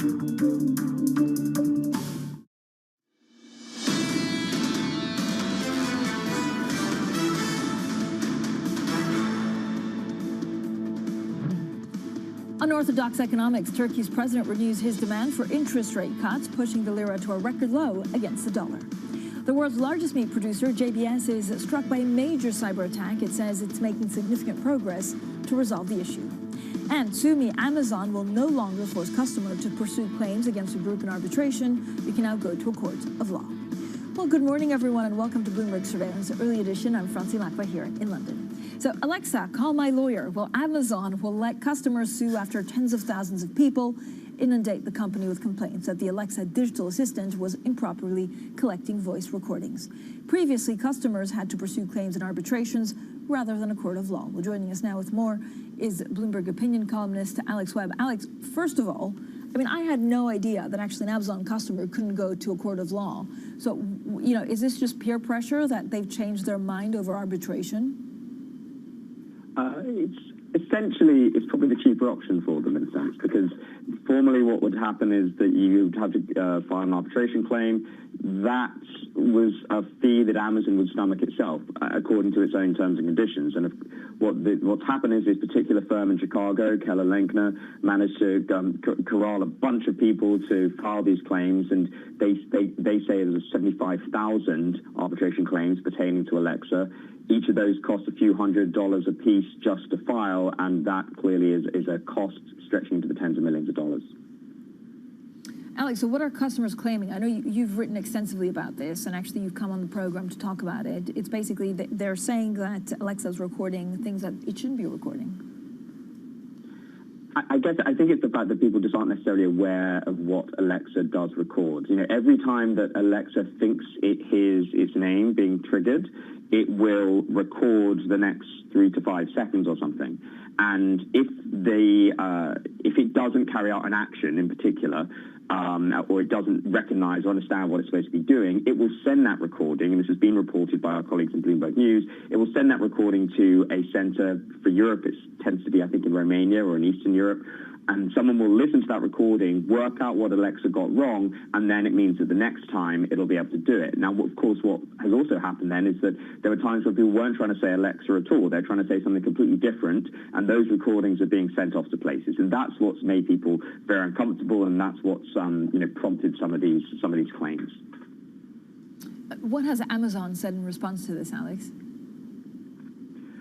Well, Amazon, they didn't comment to Bloomberg, but ultimately this decision was kind of snuck into their changing terms and conditions. It wasn't as though Amazon made a big announcement. Just in the terms and conditions that people sign up to and agree to when they use Amazon's products and services, buried on point, whatever it is, 12. Okay, guys, great. As you can see, we sold one of the positions for Swiss franc, Ftse. We hold this position for a while. It was short position. All of you guys who copied this trade, you made £1,000 on a trade, right? Okay, let's move on. Let's not concentrate on one trade. And we still hold, as you can see, Bitcoin, and it's already in profit. As you can see, we still hold Japanese yen, and it's already in profit. If you want to get the strategy, please go to company.co.uk. You can get the strategy. Other guys who already purchased the strategy, got the strategy, you know what we're doing, how we make money by day trading. So keep following our trades, keep copy them, and make a profit. I'll speak to you later, guys, and stay safe. Okay. Around the world are looking to ramp up local chip production amid a continuing global squeeze. And finally, Zoom has given a sales forecast that topped analysts' estimates for the current quarter. Revenue in the period ending in July will be as much as $990 million, beating average forecasts of $942 million. The beat offers hope the company will be able to retain and add large customers, even as demand created by the pandemic does ease. And that's your Bloomberg Business Flash. Francine. Leanne, thank you so much. Now, coming up, vaccination perks. HSBC gives its staff in Hong Kong 2 extra days off if they get a COVID vaccine. We discuss that next. This is Bloomberg.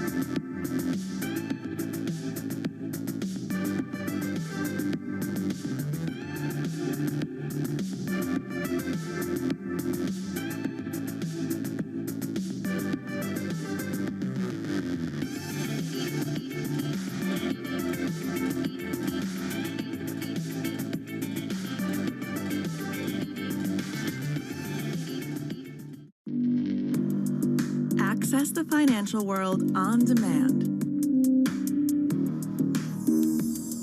Hear from leading economists, policymakers, and industry experts via live and on-demand webinars, only from Bloomberg. Start exploring to see what's moving the markets. Visit Bloomberg.com/webinars. Right now, about half of U.S. households invest. We'd like to get that number up to 95+%. Investing should be as ubiquitous as shopping online. It should just be something that people do.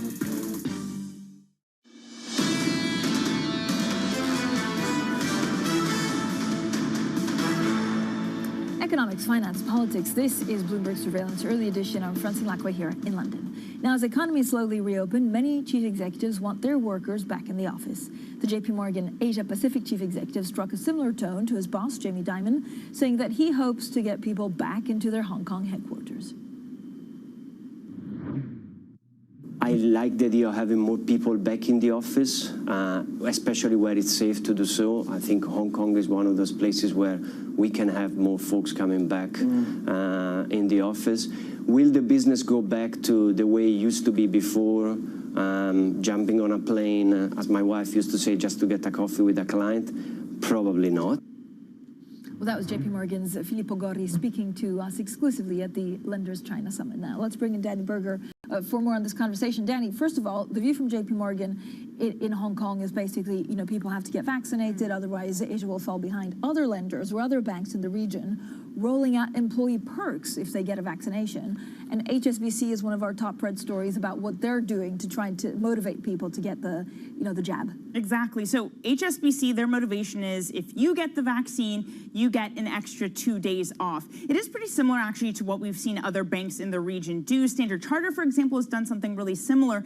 And this does come after a call from the de facto central bank saying to businesses, look, you should follow the government's lead in doing this. It's not something we see happen here in London, in Europe, in the US, really. And part of the reason is just because Asia is behind in a lot of regards to the vaccine. So yes, US lenders want their employees back in the office, but we haven't seen them go as far as this. I should say HSBC isn't even sort of the biggest perk that we've seen. There are some restaurants and other companies who've just given their staff money, who've given them a shopping spree if they go ahead and get a vaccine. So the other story that you're obsessed with, Danny, I'm obsessed, okay, is AMC. So, yeah. You know, for our international audience, first of all, this is basically a U.S. film venue. Mm-hmm. It sold $250 million worth of shares to an investor, then sold out. And this is kind of like, it's not a really typical trade, is it? No, it is so unusual. I mean, this is the first time I've really seen anything that's similar to this. It's Mudrick Capital that went in and bought that $230 million worth of shares. And yeah, as you say, after they buy it at a premium, so people look at it and say, okay, that's good for that meme stock. Now AMC can go out, make more acquisitions, be more aggressive, so the shares rally. And in the middle of this rally and the whole lot of volume that it brings, sources tell Bloomberg that Mudrick sells out, telling its clients the shares are overvalued, which is, I mean, this huge sense of irony because they're overvalued when they bought them. They helped it create a rally, and they say, okay, we're done, it's overvalued. So they make a really good profit here.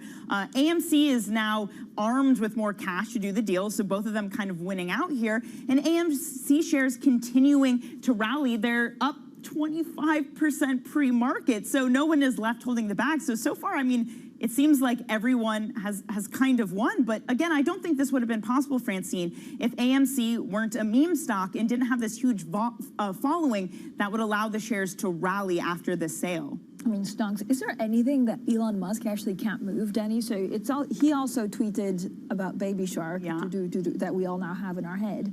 And basically, it sent the producer or one of the shareholders and the producer of Baby Shark flying. Yeah, and this is one of my favorite phrases coined by Matt Levine, the Bloomberg opinion columnist. It's EMH, so not efficient market hypothesis, but Elon market hypothesis, that anything that's in proximity to Elon Musk rallies. And hey, if it's Baby Shark, even that's going to rally. He was responding to a tweet that was a clip from South Park. I mean, it's really just markets continue to be strange times, Francine. I just find it amazing. I mean, does he tweet, move the markets, and then just has a beer? Well, look into that. Or Danny Berger there with some of these more unusual trades as well. Now, the U.S. and Chinese governments took another step towards restarting economic and trade talks, with the Treasury Secretary Janet Yellen and Vice Premier Liu He holding what they described as frank discussions in their first call. The two sides discussed how to support a continued strong economic recovery and the importance of cooperating on areas that are in U.S. interests, while at the same time, frankly, tackling issues of concern. That's according to a statement from the U.S. Treasury.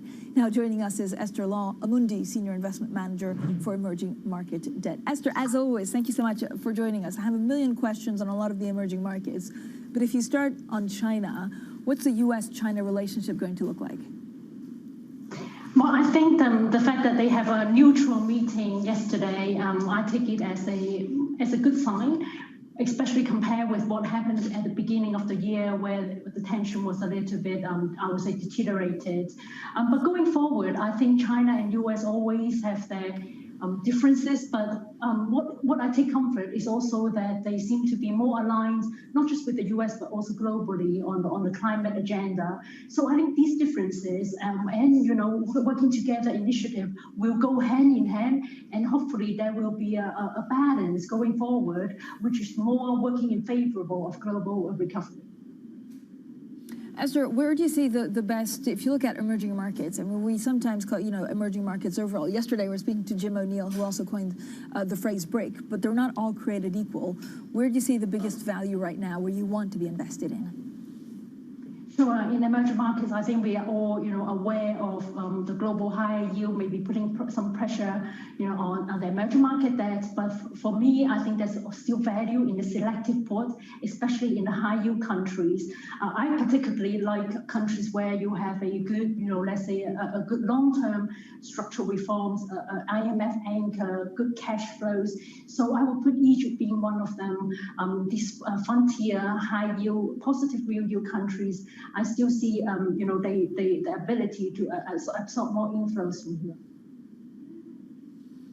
Esther, is the right way to look at, do you have to look beyond COVID cases? Is there a danger that markets sell off because of COVID?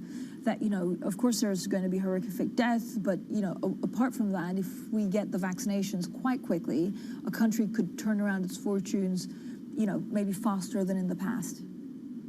I think, everyone is aware that, or was aware that H1 will be particularly difficult for emerging markets, just because we know that the vaccines will only come to emerging markets after the developed worlds have it or have left over.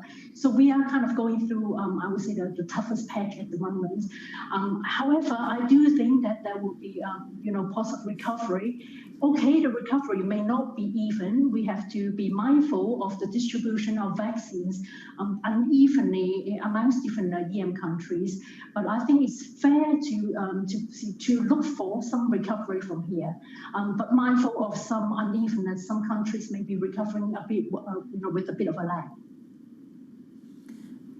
Esther, when you look at, depending, of course, on what happens with dollar and inflation, what will the currencies or actually the bonds in emerging markets that are most at risk if there's a surprise out there that could lead to a policy mistake from the Fed or another big central bank?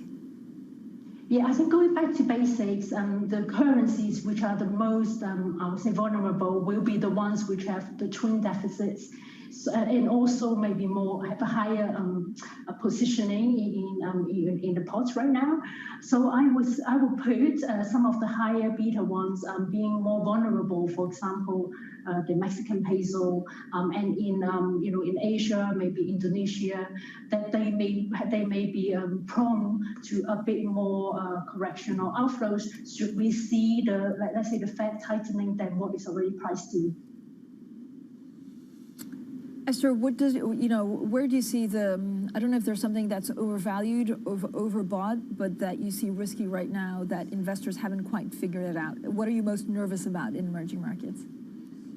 Yeah, I think at the moment, the COVID risk, which you correctly highlighted, has been, overall, I think the markets are, having a more optimistic view on that. And secondly, obviously, is the if you like, this global tightening. Right now, I think last week was a classic example when the tapering was first mentioned in the Fed minutes. The market was actually taking it quite well. So there's always a bit, I think, a bit of a tail risk. Has the market been a bit too sanguine about the higher interest rate risk in the US or the liquidity tightening? But having said that, I think EM has also adjusted with the higher US yield. It can be seen in the EM, let's say EM local currency real yield bonds versus the DM real yield. So I would say the spread is also reflecting that. Esther, I know in your note you also mentioned about the green transition. When will we fully know whether in some of the emerging markets the green transition will lead to sustainable growth with jobs and a better path ahead? This is a very, I would say, a very uneven one at the moment, but we are very welcoming to see, a pickup in the EM green issuance, and especially in the past year. And all these, I would say, post-pandemic plans have actually encouraged more investments into green and also, raising the ESG side. So that, I think, will be a slow process, progress, because ultimately they need the correct setup. They have to have the right plans to be set up. So I think over the years, slowly but surely, right now in the EM world, China is still by far the biggest green bond issuance at this stage. Esther, thanks so much for all of the insights. Esther Law there, Amundi Senior Investment Manager for Emerging Market Debt. Now, coming up, as optimism for the UK's economic recovery grows, we'll look at the outlook for the Ftse for the rest of the year. That conversation is up next, and this is Bloomberg.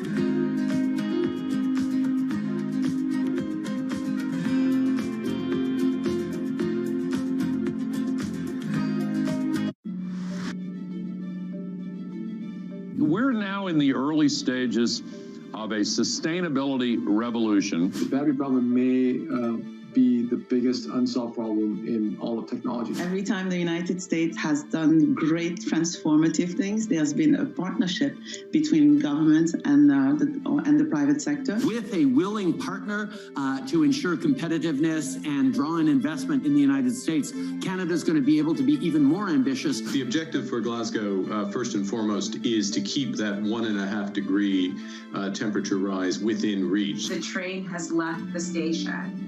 Investors care about it. People who work inside of corporate America care about these issues.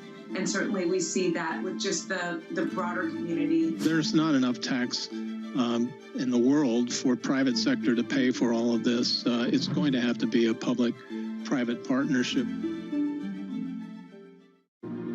BSO Now is your online home for brand new Boston Symphony Orchestra and Boston Pops performances. Discover new releases each week that include behind-the-scenes storytelling with conductors including music director Andres Nelsons, guest composers and musicians, plus critically acclaimed archival concerts and more. Visit bso.org/now, where the music plays on. BSO season sponsored by Bank of America. This is a market that over the past few weeks has made it clear it wants to go higher. It got a little spooked by the idea that geopolitical tensions are rising.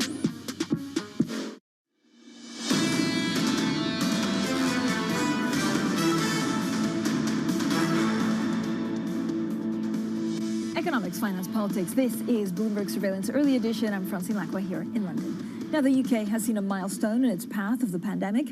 For the first time since March, the country reported 0 deaths yesterday.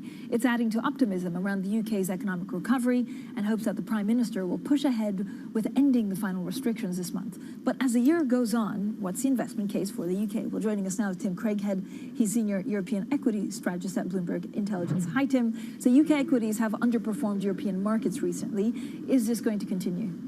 It's a great question, Francine. Indeed, it seems a bit ironic on the surface that the Ftse is not faring very well when you have all of this positive news that you just mentioned. It's up 10% this year, but the rest of Europe is up something like 14 to 20%, and its relative multiple has now deflated to only about 75% of the Euro stocks. To us, this is an indication that the market is skeptical on the earnings recovery and how sustainable it is into 2022. We beg to differ. We think that it will last, and this takes us towards more of a cyclical value orientation. And thankfully, those stocks are starting to come back to life after taking a little bit of a pause to refresh, if you will, in April. So we're feeling pretty positive about the outlook. So what companies do you think are best positioned in the FTSE 100? Francine, we published a note that looks at 18 companies in particular that fall into 3 buckets, if you will. The first one is cyclical leverage, looking at a post-pandemic economic recovery into next year. And it's the cyclicals that you would think, the banks, the miners, energy, for example. Domestic travel is another. A second bucket are those companies that have got something specific going on from self-help or restructuring. And there's quite a few who have taken pretty dramatic action. BT, Aviva, Standard Life, Aberdeen. In many cases of these and others, there's new management who are really taking a different turn. And lastly, there's some good thematic ideas within the context of the Ftse, where you've got 5G exposure, you've got what we call a green supercycle exposure. Think Glencore, think the telecoms. So there's plenty to look at within the Ftse. So how much of a concern is recent pound strength for the Ftse? Yeah, it's a big topic, and it's sort of resurrecting again. The pound is up to 141 on some of this positive news that you've talked about, and that is an issue. More than 60% of average revenue comes from abroad, and that does create a constraint for the Ftse. It's a particular concern for some of the big heavyweight defensives. You think like a Diageo or a Unilever or a Glaxo. And what this does is refocus our attention on 3 areas in particular. Cyclical companies that have got the cyclical wherewithal to sort of go beyond currency. The domestic companies that tend to benefit from a stronger pound as opposed to international companies. And thirdly are the smaller cap companies, because those tend to be a combination of domestic-oriented cyclical industry. And so it's sort of the best of both worlds. So inflation, of course, Tim, one of the hot topic, the hot topic these days. How much of a concern is that for Europe? If you look at the PPI and the CPI from a European perspective, it tends to be a little less of a concern than what we're seeing from a U.S. perspective. It's there, but actually our work is focusing in on the positive correlation that we have with margins that are improving with pricing power. And there is a cyclical element again that we think plays in favor when you've got a modest inflationary environment, sort of a best of both, sort of a Goldilocks scenario, put it that way. And we think that's where we're at right now from a European perspective and UK perspective specifically. So we're not all that concerned as of yet. Well, thanks to Tim Craighead, Senior European Equity Strategist for Bloomberg Intelligence. Now, Bloomberg Surveillance Early Edition continues in the next hour. Matt Miller joins me out of Berlin. Kaylee Lyons out from New York. Of course, we'll have a full roundup of Fed speakers. I think there are about 4 or 5 later today. We'll look at market reaction, not only to that, to inflation. We'll look at oil. We look at Baby Shark, not something I say very often at 9:55 UK time. Baby Shark up next. This is Bloomberg.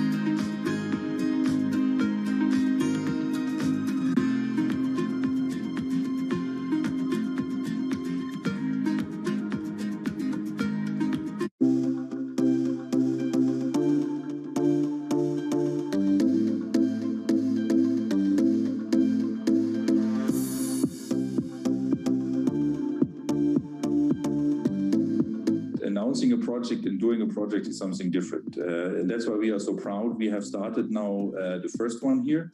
It's running, and I believe that we will see scalability.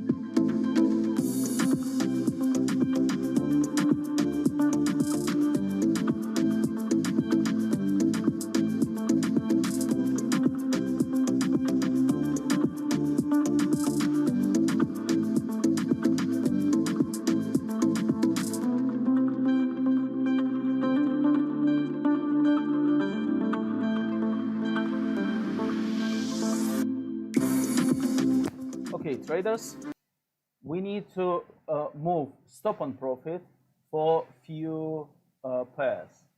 First, we'll move stop on profit for Japanese yen at 109.807. It will give us 1,000 pounds in profit.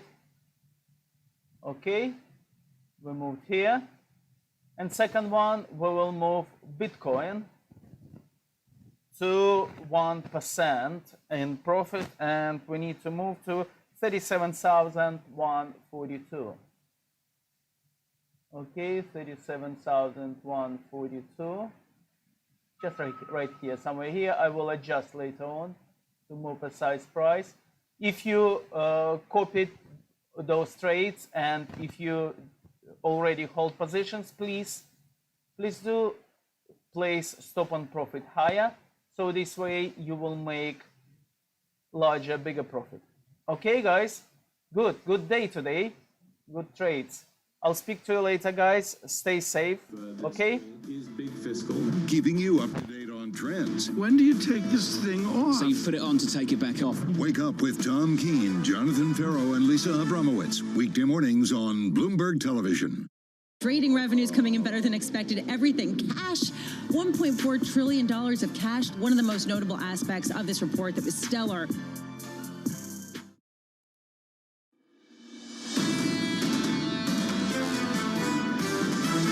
I like the idea of having more people back in the office, especially where it's safe to do so. This has been an extraordinarily productive year. We haven't really missed much as a result of being out of the office. I think longer term, it has big impacts on the ability to train and recruit and retain the best of our people. Employers, if they can, are going to use technology to increase productivity, and that should be an important offset. This is Bloomberg Surveillance, Early Edition, with Francine Lacqua, Matt Miller, and Keely Lyons.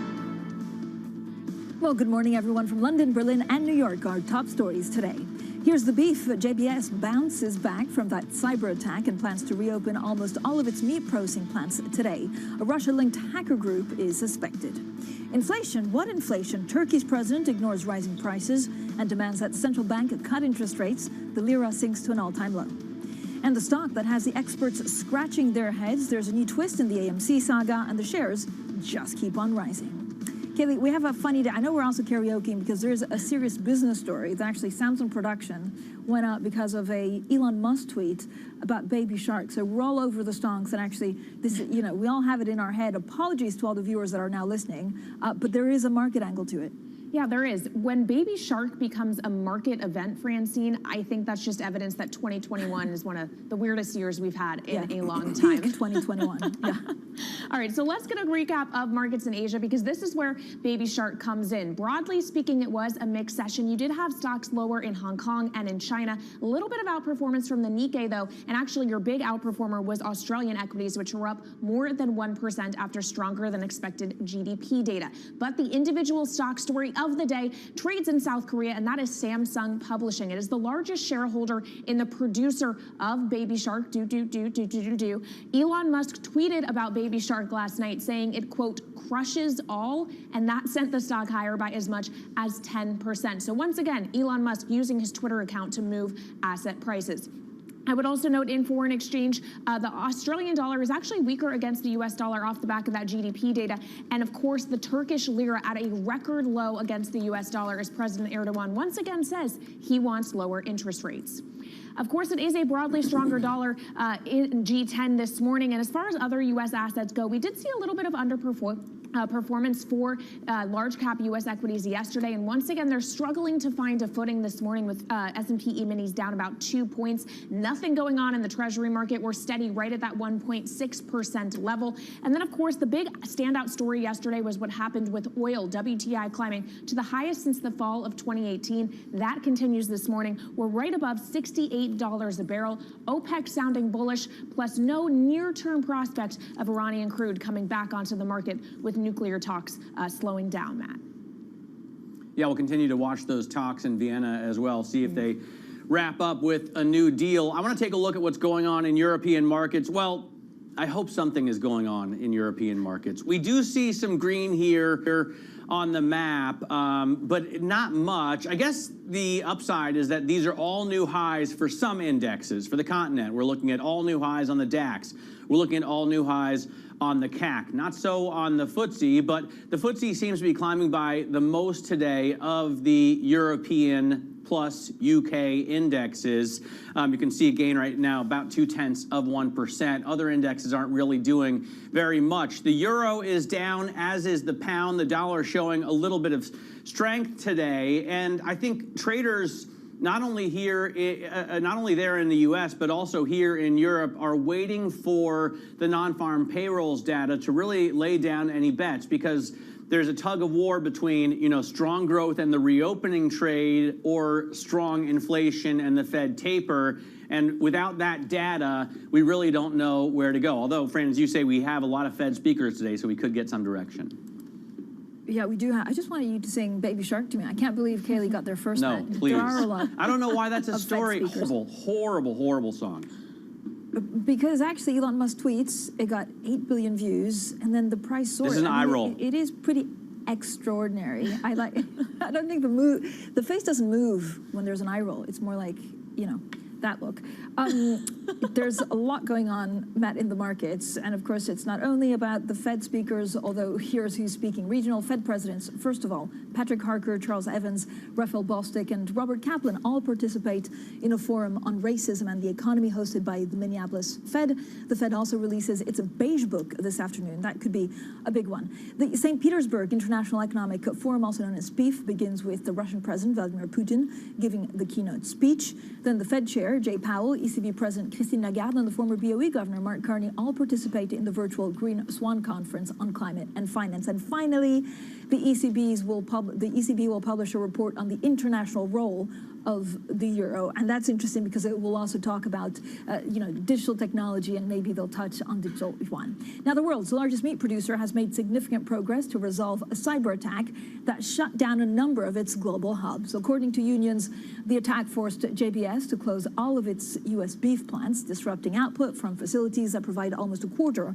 of American supplies. Let's get more from our Bloomberg cybersecurity reporter, Jamie Terabay. Jamie, first of all, first it started with the pipeline, now it's beef. It's like, they're almost going after the 4th of July. What do we know about this cyber attack? Look, Francine, I think you're right. Because we're definitely seeing a shift in the targeting of a lot of,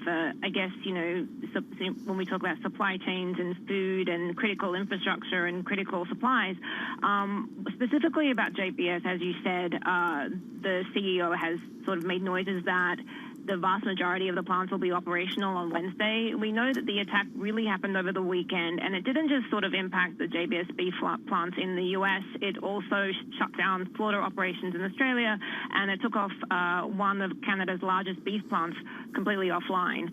We don't have a lot of details yet on the ransom, but we do know so far that a Russian-linked group called Revil is said to be responsible.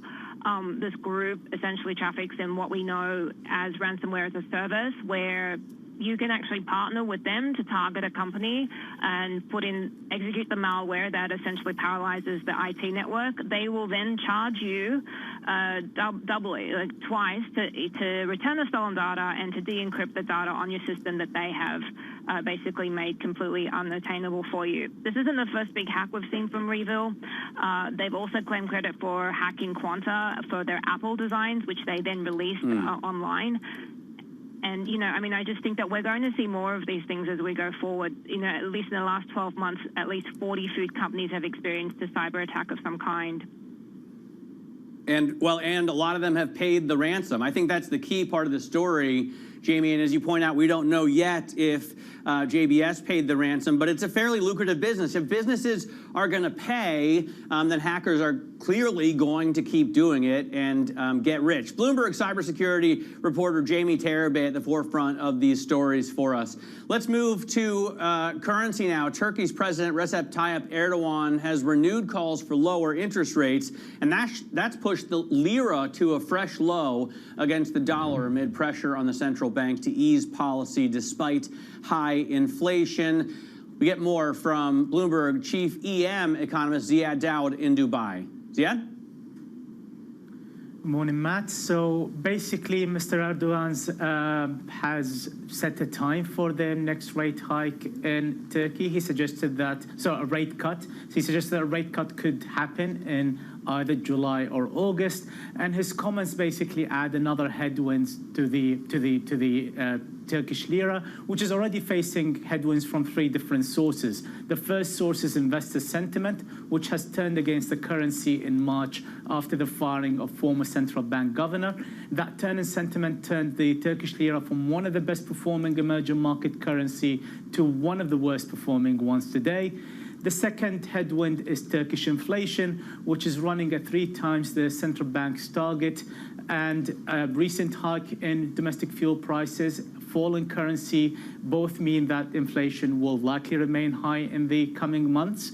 And the third headwind is the global environment, where we have higher oil prices that will probably rise, higher global inflation, which will probably tighten financial conditions globally, and both of these will weigh on the lira. So you have these three headwinds, Mr. Erdogan's comments, and they all mean basically that the outlook for the Turkish lira does not look that promising, and the lira could be in for another dramatic summer this year. Potentially more depreciation to come. Thank you very much to Bloomberg chief EM economist Ziad Daoud in Dubai.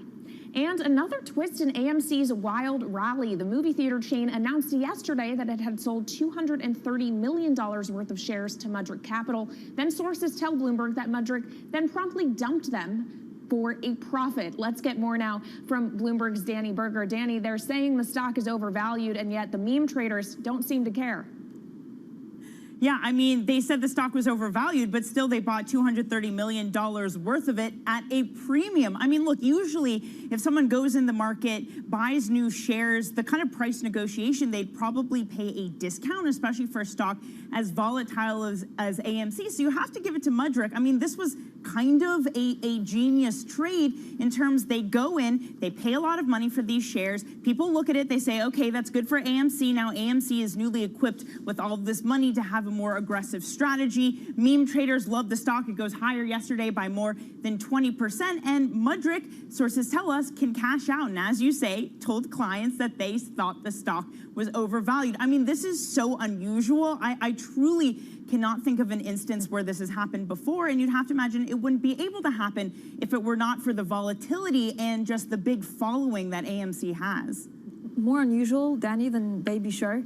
Actually, Matt has told me he'll walk off set if I sing again. So. It's already stuck in my head. You guys have already done it. It's already stuck in my head. I hear Oh it. no. Okay, so it's been seen. This is going to be the rest of my day is Danny, ruined. This video has been seen 8 billion times, apparently, the most watched on YouTube. But actually, just by tweeting about it, the stock price of the biggest shareholder and the producer soared. Yes, exactly. So, so one of the second biggest shareholders of Baby Shark. I can't believe I have to talk over this song right now because it's forever going to be stuck in my head. So, okay, Elon Musk tweets about it, but to be clear, when he tweeted about it, he was responding to a tweet from South Park. It was a South Park clip about meme battle, like battling of the memes, who's going to last. And he's like, oh, Baby Shark beats all humans. That's the tweet that got Samsung Publishing rising higher in Asia trading because they own a big stake in the publisher. And this goes back to the brilliant Matt Levine's Elon markets hypothesis, EMH, forget efficient markets. It's all about Elon. Anything he touches, anything he talks about will rally. All right, Bloomberg's Danny Berger, thank you, and kudos to you for being able to do a hit on this show while watching children clap their hands together like a shark. All right, now let's take a look at some stocks moving in pre-market trading here in the U.S. Of course, AMC, one meme stock we have to take note of. The other one is GameStop. It rallied 12% yesterday. That continues this morning. Shares up 5%. Reddit traders still very active. I wonder if they're listening to Baby Shark while making some of these trades. Another stock moving to the upside is Tilray, the cannabis company, up about 1.3%, and this is after Amazon said it will throw its support behind efforts to get cannabis legalized at the federal level here in the U.S. And then I also want to note Coinbase also moving to the upside. It says it's going to offer Dogecoin on Coinbase starting tomorrow, June 3rd at 12 p.m. Eastern time if liquidity conditions are met. So potentially some more Elon Musk's tweets about Dogecoin potentially coming in addition to Baby Musk. I guess we could make a Baby Musk song, Francine. Baby Shark, Baby Musk. That would be a great NFT, actually. I'm trying to figure out the 10 most annoying songs of all time, and I see there's Alvin and the Chipmunks. I'd like to move it, apparently at number 3. Coming up, Eric Nielsen. I don't think he'll talk about Baby Shark. Maybe there's something to do with inflation and Baby Shark. UniCredit Group Chief Economist joins us, and then later today, Jeff Curry, Goldman Sachs Global Head of Commodities Research. That's at 11:30 a.m. in New York, 4:30 p.m. in London, and this is Bloomberg.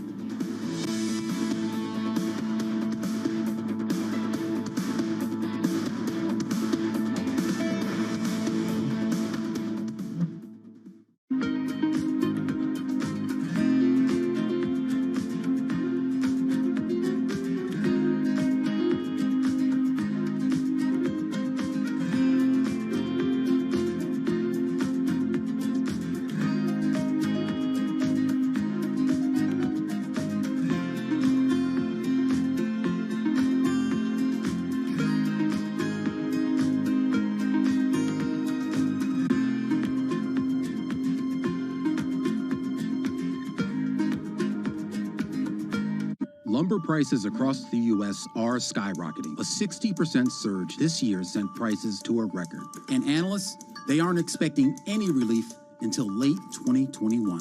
If you can get your hands on it, you're going to buy it, no matter what the number is. And the numbers are getting higher and higher.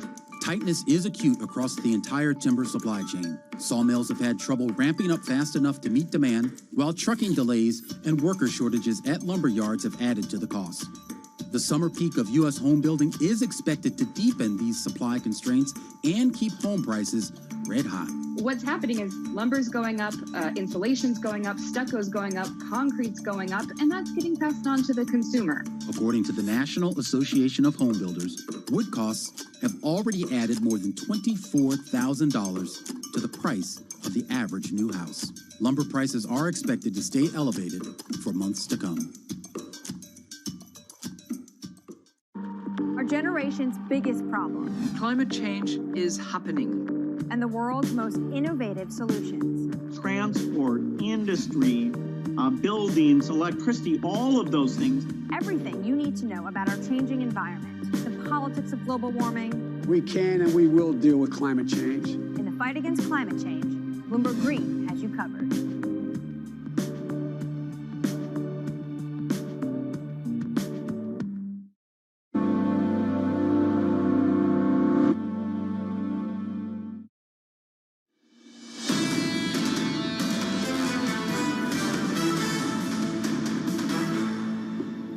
This is Bloomberg Surveillance Early Edition. I'm Francine Lacqua here in London, Matt Miller in Berlin, and Kaylee Lyons in New York. Now let's get straight to Eric Nielsen. I know, Matt, you had some really great charts to look at for Eric Nielsen. I don't know whether we want to start inflation, Beige Book, but he is UniCredit Group Chief Economist. Eric, thank you so much for joining us. I know you're the ever optimistic person on Europe, but when you look at the U.S., we'll have an indication by the end of the week exactly how healthy the U.S. economy is or isn't.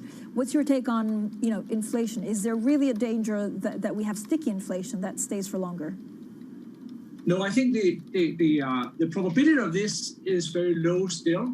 We are going through a period of bottlenecks and all the other things we have talked about, but the output gaps, I think, are still so wide and unlikely to close. And even if they close, you have to assume that the Phillips curve starts to, so the relationship between unemployment and wages start to move, which you haven't done for 2 decades or thereabouts. So I think the outlook for a sort of underlying inflation over beyond the next 6-9 months in a more fundamental way, both in America, but particularly in Europe, I think are still very low. Everyone I talk to who runs a company that sells stuff, Eric, says he's raising prices, whether it's Daimler or BMW, Siemens, Volkswagen, they're all raising prices beyond just higher input costs, right? They're padding margins as well right now. And it doesn't seem like those are the kind of prices that can be reversed later on. So, I don't understand how this is transitory if we see that growth as well as wage growth. I mean, none of that goes back down. Well, Matt, then let's start by concluding the easiest thing for our viewers is you should buy stocks, right, in these type of companies. Because, as you said, they pad their profits. And I think that is true. However, the key issue here is that we are seeing very big relative price changes. We saw this big shift through the pandemic where people couldn't go out and buy cars and they couldn't go to the restaurants, they couldn't travel, but they could buy refrigerators and other durable goods at home. So you saw this big shift. And that shift is now reversing somewhat. And that, of course, comes with price changes in some of these sectors. So you haven't, I assume, then talked to people who produce clothes, for example, non-branded clothes. Prices are down tremendously. If you see some of the airfares, the offers you get now, they're very good indeed, although they may not fly when you think they will fly still. So my point here is there's very big relative price changes. And for a period of time, 6-9 months or thereabout, that is almost certainly going to lift the average index up some, but I doubt it will be beyond that. Eric, what about the labor side of this equation? Because you have supply shortages in terms of materials, but also in terms of labor, and that was evident once again in the ISM manufacturing data here in the U.S. yesterday. What does that spell for the payrolls report on Friday? Yeah, so this is a really interesting point that I don't have my head fully around it. We see it also in Europe, but particularly in America, we have very good numbers on this strange thing that you have very high unemployment numbers historically, and you have a lot of data that shows that you basically can't, in sectors, can't find employment. Here in London, for example, you have restaurants who haven't opened yet because they can't find staff. The same thing, I think, Matt, in Berlin, I saw from my friends there, that there's a lot of bottlenecks. Again, people don't move around. there is this big issue which worries me a bit, which is that statistically, these type of mismatches come after you have had a longer period of longer-term unemployed. So as you've been unemployed for a longer time, young people may move back home, they're not available for the restaurants, or that they have lost their skills. So that could be a longer-term problem. More likely, I think it is just that a lot of the places where you rehire now, in restaurants and in travel, are these places where we have very close proximity to people, and people are a bit scared still. Young people are still not on the continent certainly vaccinated, not everywhere in America either. So I think there's a little bit of that concern, along with the fact that, particularly in America, that you have had very high payout cash from the government. So the trade-off, you can afford not to search as hard. That should adjust itself over some months. Eric, I have to ask you, because it's also the Italian Republic Day, La Festa della Repubblica. Yes. If you look at some of these southern countries in Europe, they're expecting the money from the EU to come any moment now. Given the plans that they've submitted, will it be enough to actually turn around the fortunes of some of these countries? Well, first of all, happy National Day, Francine. They're all celebrating. My colleagues also back in Milan. We don't know, right, if it's enough, but I can say this is the most ambitious and best designed program I've seen in Europe for as long as I watched Europe, right? It's massive, and it is financed by Europe to a very large extent. We have cleaned up a lot of the issues along the way in terms of the bureaucracy and put some decent controls as far as I can judge. It's too early to tell. Who knows? But the one thing I really don't think is right to say is that it can't be done, or it's not worth it, or money would be wasted. Yes, there would be some money wasted here and there in every country when you do big things. But Italy desperately needed this type of approach, of big policy reforms, big investments. Yeah. And I think this is the best chance you have. Eric, thanks so much. Eric Nielsen there, UniCredit Group Chief Economist. We'll have plenty more, of course, on these markets. This is Bloomberg.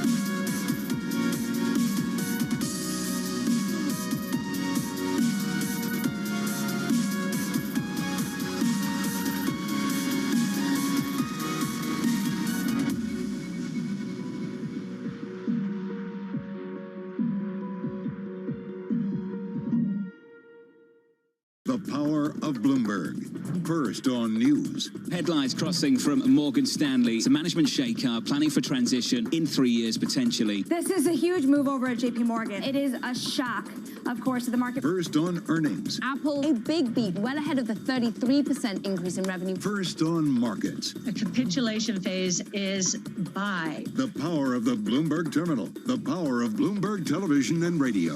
Bloomberg has it covered.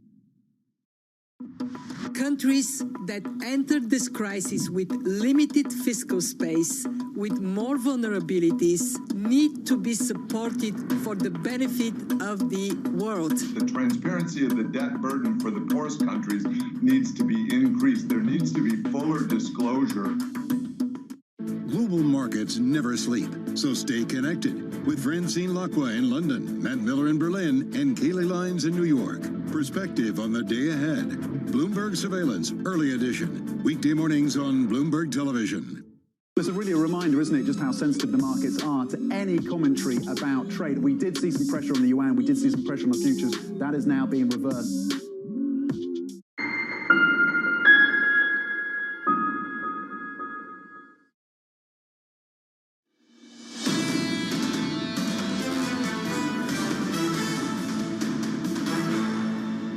This is Bloomberg Surveillance Early Edition. I'm Francine Lacqua in London, Matt Miller in Berlin, Kaylee Lyons in New York. Now, how do you keep working from home when the boss wants you back in the office? Now, the new Bloomberg Business Week has a few points to keep in mind, manage expectations and perceptions. One way to do that is to spend 10 to 15 minutes answering important messages first thing in the morning. That creates a perception you're always responsive. Also provide frequent progress reports that shows your colleagues what you're getting done. The trick is to keep these reports concise. Find time for feedback. Make sure your boss's schedule on a regular basis. And finally, set clear goals and metrics and then manage them. I mean, it seems like a lot to get through. I don't know if it flies with all bosses. Yeah, I think it would be difficult if you have a boss like ours who works from like 3 a.m. until 7 p.m. But maybe worth it because working from home is pretty cool.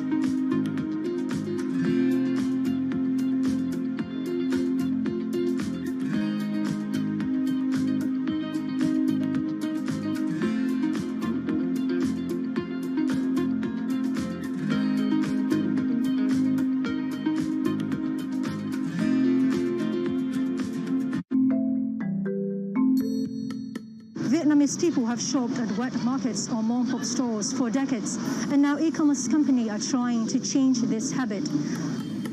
Those including regional players like Shopee or Lazada or local startups Tiki have been building loyalty and trust by providing Vietnamese with services that are common in developed economies but very new to this country. Mình chỉ cần ngồi ở một chỗ thôi và lên một cái trang web chẳng hạn thì mình có thể tìm được là rất nhiều cái mặt hàng ở trên đó. Thứ hai nữa là về cái tốc độ giao hàng thì bây giờ cũng đã nhanh hơn rất là nhiều rồi, thậm chí là có những cái mình có thể nhận sau 2 tiếng như Tiki Now chẳng hạn. The epidemic has given digital retail a boost, with more Vietnamese buying everything from food to electronics online. Còn một cái nữa đó là tại vì cũng đang dịch ấy, thế nên là nếu mà mua hàng online thì sẽ an toàn hơn cho tất cả mọi người bởi vì là mình sẽ không cần phải ra ngoài và tiếp xúc với nhiều người. The country's e-commerce is expected to reach 29 billion in 4 years from 7 billion last year.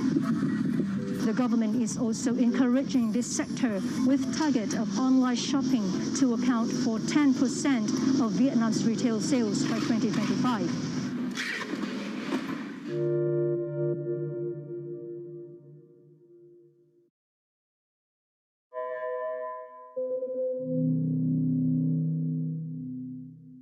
I think what we've seen during this period of time is that communicating via video is not a fad. We are using it in all aspects of our lives, for work, for learning, for communicating, for staying in touch.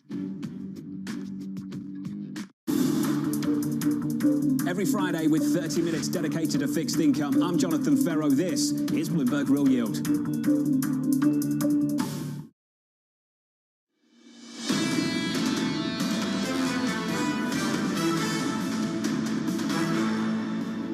This is Bloomberg Surveillance Early Edition. I'm Francine Lacqua in London, Matt Miller in Berlin, Kaylee Lyons in New York. Now, Matt, there is quite a lot going on, especially later with a lot of Fed speakers, and then we have the Beige Book, and of course, later this week we have a health check on the U.S. economy.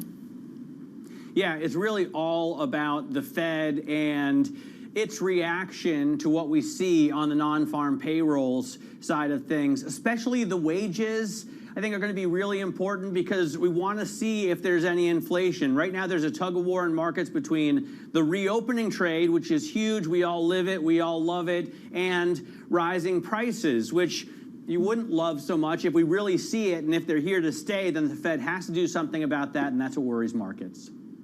Yeah, it certainly is. So, Kaylee, how's it playing today in the markets? Well, it depends on what side of the Atlantic you are on, Francine, because in Europe, it's a pretty positive day. You have the stock 600 actually at a fresh record high, only up about 0.2%, but still an all-time high. Here in the U.S., futures struggling to gain any kind of footing right now. We're essentially flat on S&P E-minis, not even down a point at this point. We'll see what happens come the opening bell in about 4 hours' time. In the Treasury market, also not much to note. We're essentially unchanged. We're just shy of 1.61% on the U.S. 10-year yield. But of course, in the commodity complex, we continue to watch oil. You have OPEC sounding bullish on the demand side. On the supply side, maybe not more Iranian crude coming onto the market imminently. That is help lifting oil again today after a big rally yesterday. Brent crude now is approaching $71 a barrel. It hasn't held above that 70 level for a sustained period since 2019, but maybe it's the start here in 2021.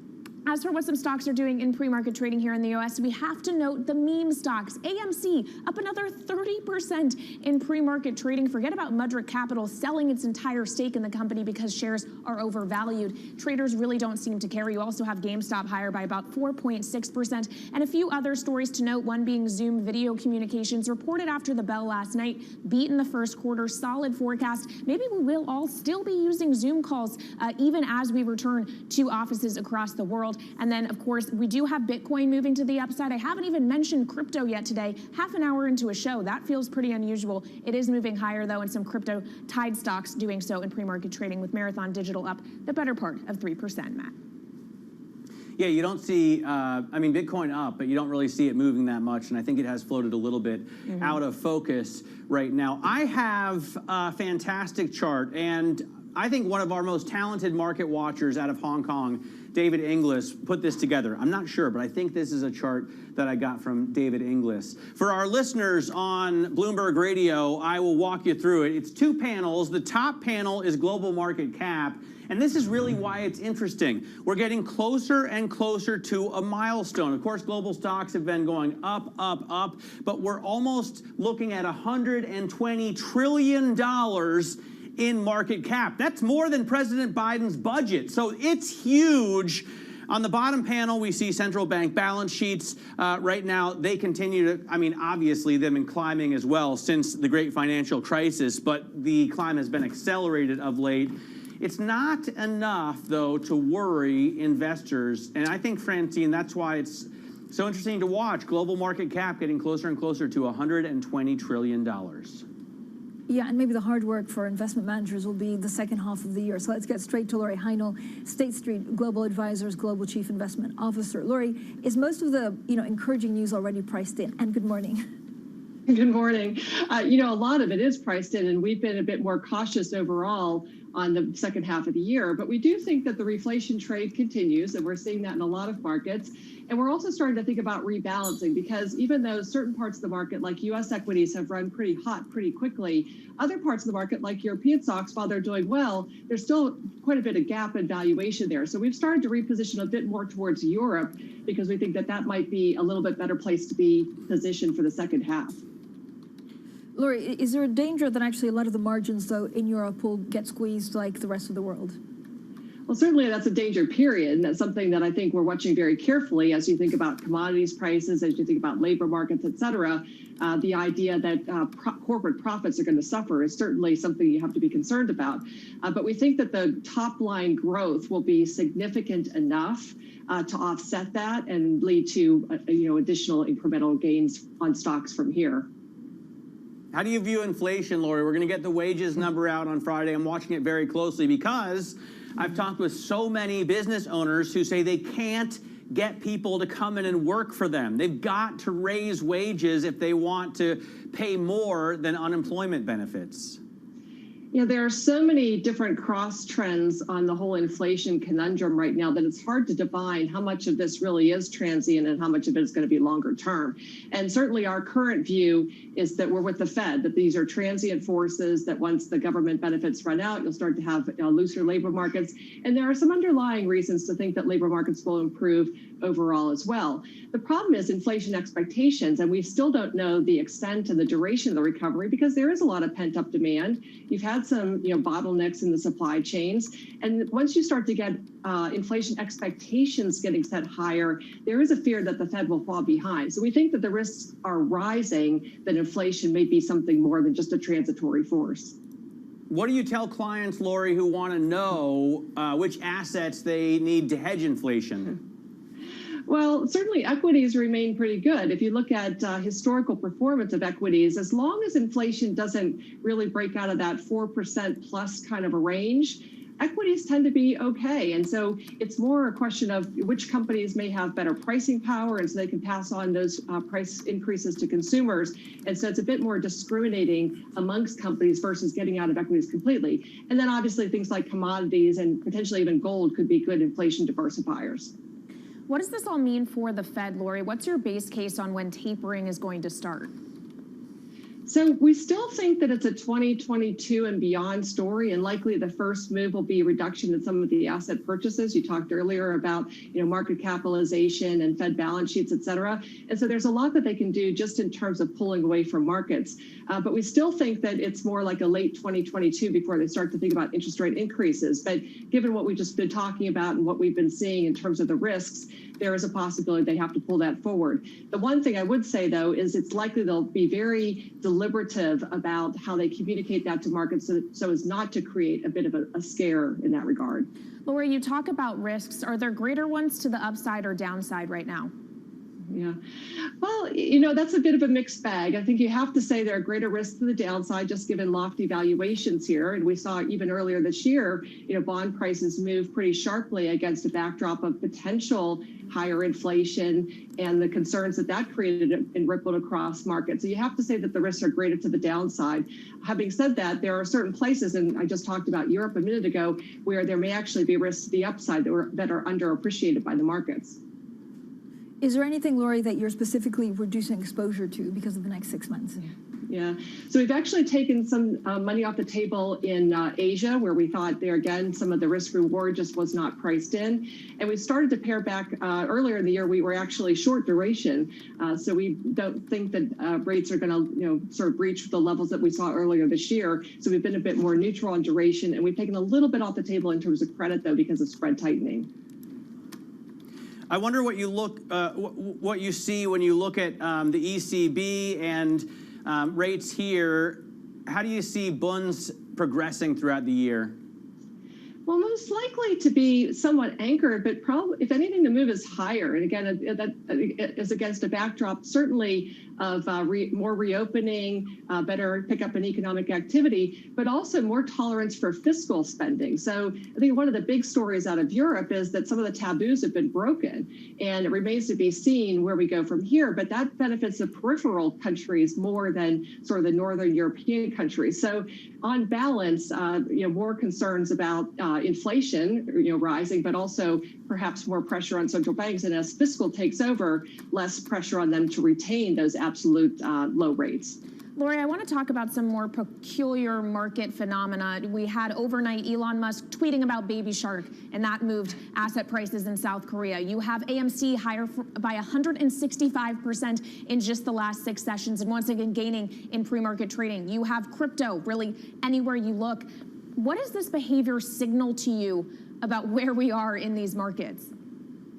Look, there's definitely a lot of speculative activity out there, and we would put all of those in the camp of speculative activity, and they've been driven primarily by retail investors and primarily by things like social media and other avenues that investors are looking to as alternatives to conventional advice taking.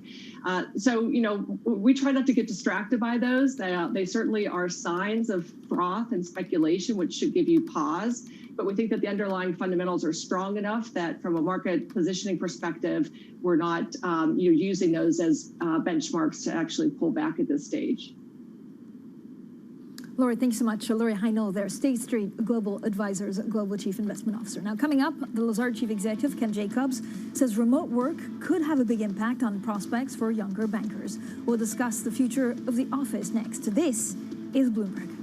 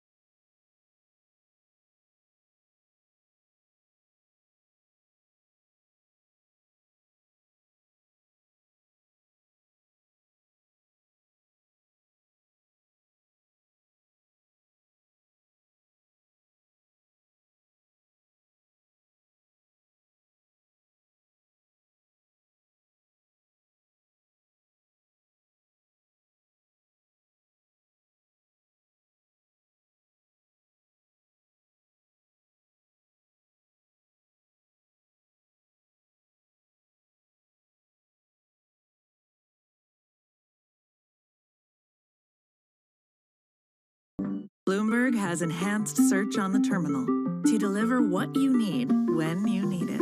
Now, you can simply type phrases in everyday English in the command line. Compare financials.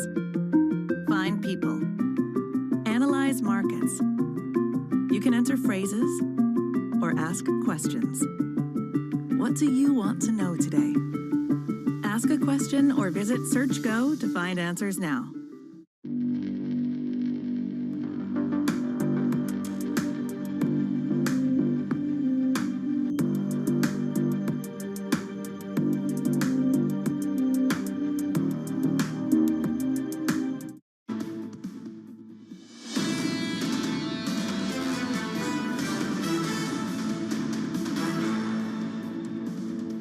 This has been an extraordinarily productive year. We haven't really missed much as a result of being out of the office. I think longer term, it has big impacts on the ability to train and recruit and retain the best of our people. And this ultimately is an in-office experience. I expect, you know, by the fall, we'll be more in the office. I like the idea of having more people back in the office, especially where it's safe to do so. I think Hong Kong is one of those places where we can have more folks coming back in the office. Will the business go back to the way it used to be before, jumping on a plane, as my wife used to say, just to get a coffee with a client? Probably not.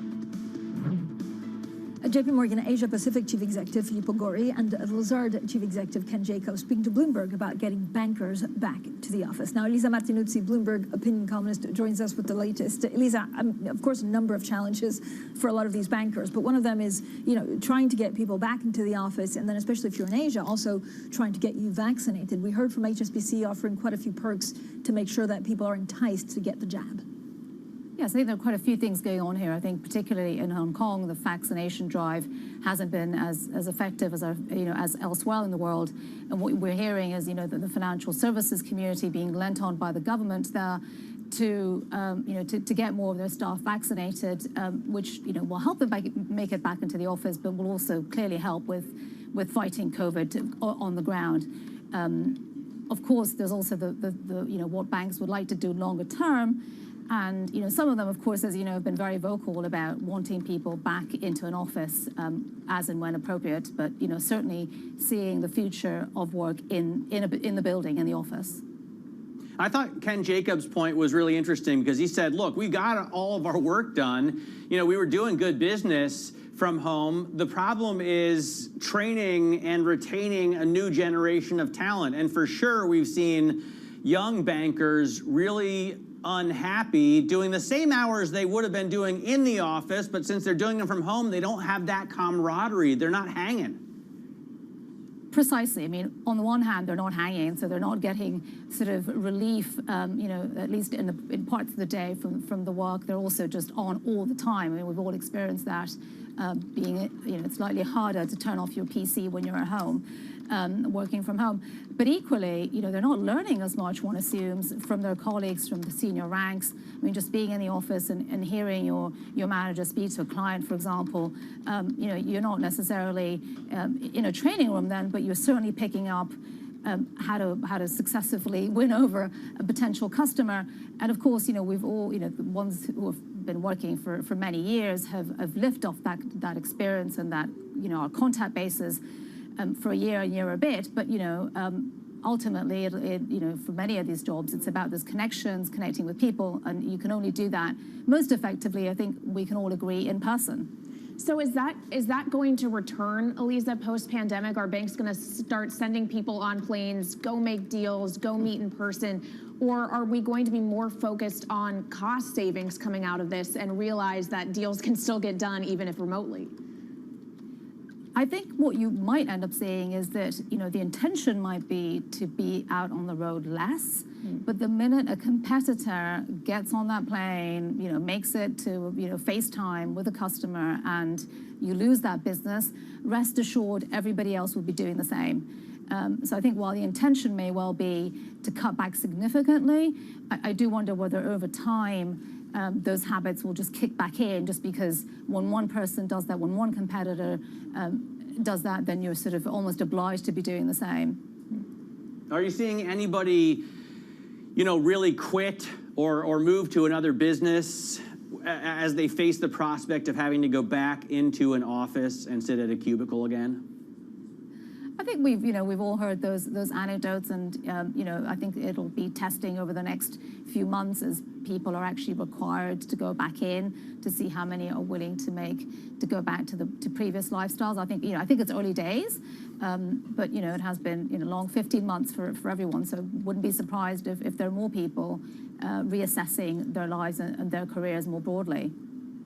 Eliza, thanks so much for all of the insight. Eliza Martinuzzi there from Bloomberg Opinion. She also has really some great stories, so you can subscribe to her columns on the Bloomberg terminal.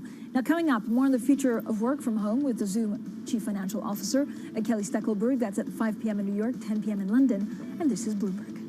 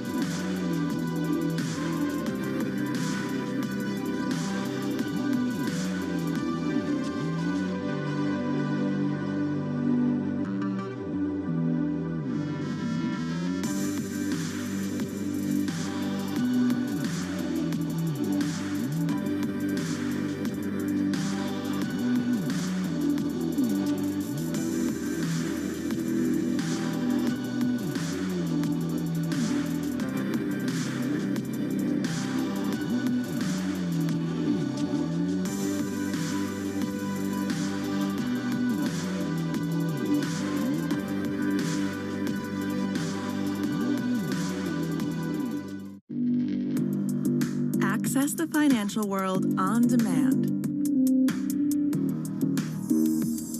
Hear from leading economists, policymakers, and industry experts via live and on-demand webinars, only from Bloomberg. Start exploring to see what's moving the markets. Visit Bloomberg.com/webinars. This is a market that over the past few weeks has made it clear it wants to go higher. It got a little spooked by the idea that geopolitical tensions are rising.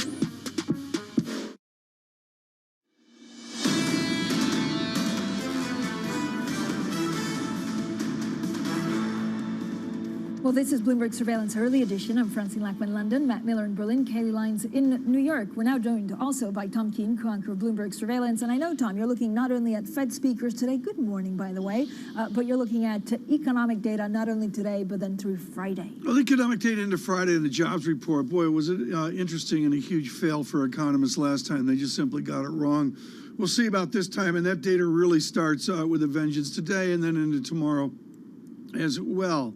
The backdrop here is auto sales. One of the great things you can see, and I do this, Francine, I sit on Fifth Avenue with a cigar of my choice, going back and forth with Matt Miller, counting the Porsches on Fifth Avenue. And the answer is everybody's buying cars from Porsches down to the Toyota Camry and the other U.S. fare, including pickup trucks. The chart's real simple.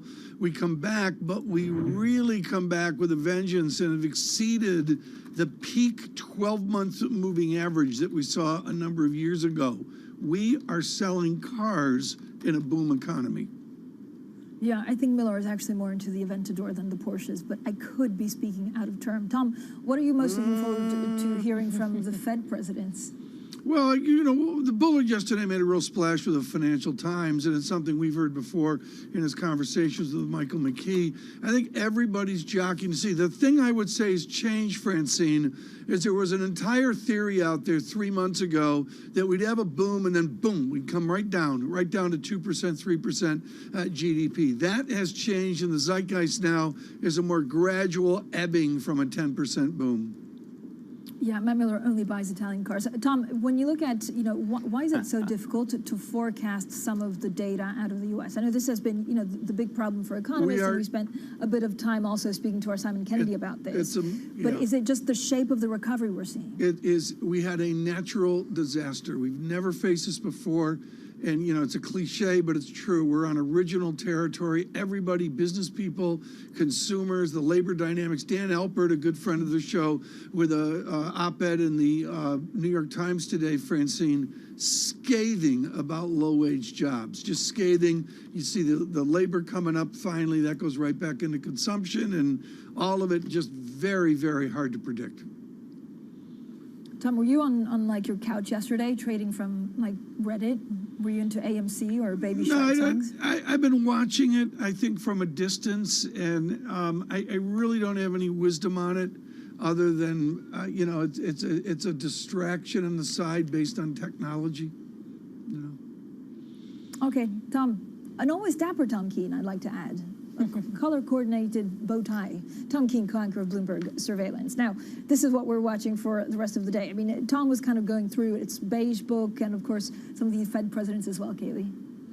Yeah, well, Francine, what's going to be particularly interesting inside of the Beige Book, which, of course, gathers up all this anecdotal evidence about economic activity, is what they say about shortages, both in terms of materials and that kind of supply, and then, of course, labor. In the last Beige Book we got on April 14th, it made references to shortages 37 times, and I wonder if that number is going to be higher in today's report. And, of course, given the ISM manufacturing data we got yesterday, Matt, that was pretty strong, but, again, revealed those shortages both in terms of employees and then, of course, supply. It'll be interesting to see if the Beige Book kind of echoes that at 2 p.m. Eastern time. I mean, I think you're bang on, Kaylee. Shortages, we've seen so many car manufacturers close up factories recently, and labor. I've talked to so many employers who say they just can't get people to come into work. I always say, why don't you just raise wages, but those two issues I think are front and center. I'm watching, speaking of jobs, I'm watching the JBS hack. When you're sitting around the dinner table with your kids and they're saying like, Mom, what should I be when I grow up? You might want to say, think about being a hacker, because you can make a ton of money. These companies are paying out big multi-million-dollar ransoms, and the work is pretty easy. I think the work is probably pretty easy if you're a little bit, you still have to look over your shoulder because the FBI might be knocking on your door, but you can make a lot of money. You could also end up in prison, Matt. I actually had this very conversation with my 8-year-old who came home from school after the pipeline hack and saying, I think my friend has told me that he's hacked the pipeline. I said, yeah, forget the money. You're going to end up in jail if you start talking about it, especially at 8 years old. So I tried to move that conversation swiftly on. I'm going to watch Elon Musk. I mean, this is another way of making money, right? It's NFTs and a catchy song that no one really likes, but apparently everyone listens to, because after that tweet saying that Baby Shark was more viewed than any video human. I mean, it's true. It's 8 billion people. I mean, can you even have 8 billion people that watch the same video? And the share price, I mean, I can't get over the fact that we're watching on Bloomberg TV, but the share price of the publisher or the shareholder of the publisher in Baby Shark soared on the back of it. Guys, help me out. Yep, almost 10% in South Korean trading, making Baby Shark a market-moving event. Happy 2021. With the eye roll. The shade. I don't know why we do this to the viewers.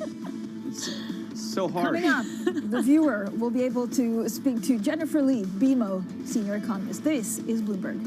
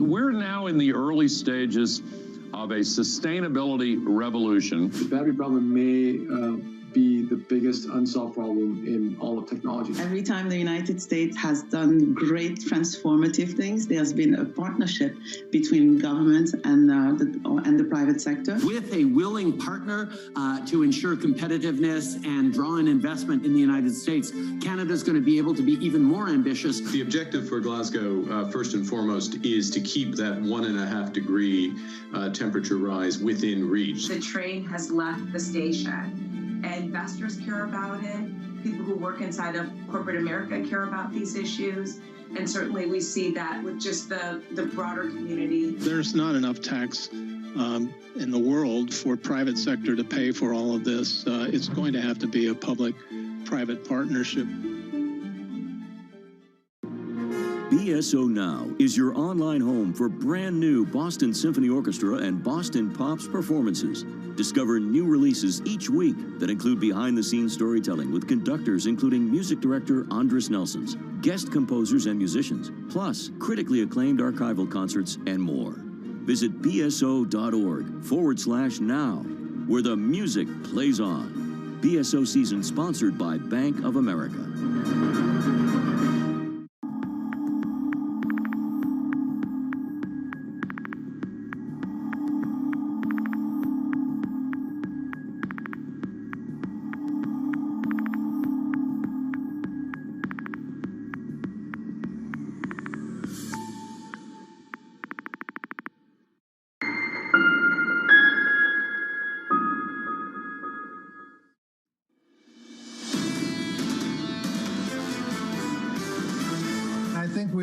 Shocked at some of the inflation news over the next few months. We look at the economic data on a daily basis, and so far it's so good. And so what we've got is just a great reshuffling. I do not see an Okay, traders, position closed on Japanese yen. As you can see, well done. All of you guys who follow this trade, who started, and yesterday, I think we purchased Japanese yen. You made a profit. You made £1,000 of profit. Okay, well done, guys. For all other people who wanted to find out more how we trade and how much we make and what kind of strategy we use, you need to get the strategy from companyi.co.uk and go to our website and you can get the strategy. I just want to remind that we trade, we are a family office, we don't trade other people's money, we trade our clients' money and we trade our own money. So this is live trades. We don't use imaginary money or just account that doesn't have anything at all. We trade real money. That's why sometimes you need to wait until magic will happen. And that's why we're not trying to tell you every several minutes, yeah, we would buy, or I probably will buy, because we are buying, we are selling, and we are trading on daily basis. So if you want to trade like we trade, if you want to find out how we trade, you need to get the strategy. Then you have to practice with us, because all live trades are free. There are no obligation. You don't have to pay for it. You will have to copy them. You will have to then to see what kind of indicators we use and how we find the right pair to trade, and then you will go on your own and you will start trading other securities, other pairs, indices, or stocks if you want to. Okay, so stay safe. Is firing the central bank. And I'll speak to you later. His view that if you actually cut rates, you somehow stave off inflation. This is not intuitive in any way. However, there is a larger point here, John, and this is actually really key, and we're going to be talking about it throughout the next couple of months, which is that banks are starting to try to figure out how they can deal with inflation, what the inflationary pressures are, and to try to understand that dynamic, which has really been a mystery for so many years. It's a really good point. And Tom, we've seen different central banks respond differently to the same incoming data. Whether you look at Turkey, and you're right, idiosyncratic, okay, drink. Elsewhere, the Bank of Canada won, the ECB another, the Federal Reserve one more. Everybody just with a different reaction function responding to similar data. Well, the reaction function is a key thing, and as I mentioned to Francine moments ago, this is original territory. John, I was thunderstruck. June busted out all over yesterday at how correlated we are. And granted, it's a dead market this morning, but I love the way it's dead, John. It's just sitting there waiting to see the economic data. It's dead. I love the way it's dead. We're selling it, Lisa. We're just setting up the next 3 hours. The first 3 minutes of the show. Let's get to it. Equity futures, a break of 4,200 on the S&P 500. Fascinating, Jeff. We're down 0.02%. Go to cash. Thank you, Tom. In the FX market, euro dollar 121.76. We do break below 122 over the last couple of days. Down about a third of 1% there. We're seeing some broad-based dollar strength through G10. A little bit of that through EM with dollar lira. Still positive by about a 1%. That is a weaker Turkish lira, a stronger US dollar in G10 outside of emerging markets. And in the bond market, Lisa, it is a bit of a snooze, isn't it? Your 10-year yield, 160.62 and unchanged on the day. What was it, John, that you said? You don't want to sell something that's not sellable. I mean, this has not been a very interesting market. It's been pretty static, which raises a question, what could change it? What could actually ignite some sort of conviction that we do not see currently in terms of what's next? What I'm looking at today, 1:10 p.m., Christine Lagarde of the ECB is going to be speaking at the Green Swan event. And this actually is really interesting. The Green Swan. And basically, this is central bankers coming together and policymakers to talk about global climate change and how they fit into that. Sort of interesting to think of central bankers having that as part of their mandate, which goes to this idea of their increasing power, their increasing political footprint. Oh, come on. I'm telling you. Yes. I don't agree. They're thought leaders looking for a new thought, and the thought is climate change. Thought leaders? What is their When is purview? the next time I'm ever going to hear you say thought leaders? Well, come on. This is below baloney. This is like a Davos. They're just picking up on the theme. I get that. And, you know, John, help me here. They're just no, making out you're as flying solo, TK. Don't bring me into this. Keep going. I'll save you. 2 p.m. I'll go to your next favorite. We're doing the beige book. I've been looking forward to actually trying to sell the beige book for the past month. More thought leadership. It actually will be really interesting to see the wage dynamic, how people are coming into the labor force to try to understand how much employers are having to tee up the salaries to get them into the workforce. This has been a huge mystery. We do not understand what is exactly causing the frictions that is leading to so many job openings and still so many unemployed workers. And then at 2:45 p.m., this actually is going to be very interesting. President Biden is meeting with the Republican Senator Shelley Moore Capito. She's leading the Republican effort to get this bipartisan infrastructure bill. Very interested to see how much of infrastructure is redefined, how much is new spending, as well as what the sentiment is in terms of getting some sort of cohesive deal, John. Lisa, thank you. We finally got through that, eventually, in the end. Let's get through this just quickly. AMC in the pre-market, absolutely flying, up more than 30%, following the news yesterday that Mudrick funded an equity capital raise of $230 million. And then, Tom, tremendous reporting from our team here at Bloomberg. Mudrick funded the capital raise, $230 million worth of additional equity, then flipped it almost immediately, telling clients it was selling because AMC was, quote, massively overvalued. We got to get to Ms. Lee. She's just too smart to waste any time on this right now. But Jason Mudrick is the real freaking deal. There's no other way to put it. There's a lot of people that talk, and there's more that do, and Jason Mudrick is one of them. One heck of a trade, Tom. We'll pick up on that a little bit later this morning. Let's bring in Jennifer Lee, BMO's senior economist. And Jennifer, if I may, I want to start with the industry comments in the ISM in the past 24 hours. Here are a few. We're struggling to find employees to help us keep up. The situation does not look to improve until possibly 4Q or beyond. Difficulty finding workers. Very busy, but still experiencing labor shortages. Labor shortages impacting internal and supplier production. Tom, we've heard that commentary again and again and again in the ISM in the last 24 hours, and we've heard it repeatedly over the last several weeks. Yeah, I mean, it's just there. The ISM details are there, and we got to see the data, John. That's all there is to it. Lisa, that commentary not going away anytime soon. No, including from Elon Musk. Did you see his tweet today? Toilet paper. The new semiconductors are basically toilet paper storage. I did see that. Jennifer Lee of BMO with us now. Jen, your take on that commentary in the ISM. Does that set us up for a lower print this payrolls Friday? Oh, good morning, everyone. You know what? I really always focus on the ISM surveys. I've been saying that for a long, long time now. I mean, the headlines are always important, but it's the comments that are what is important. You know, because these are the guys on the ground, and this is what they're facing.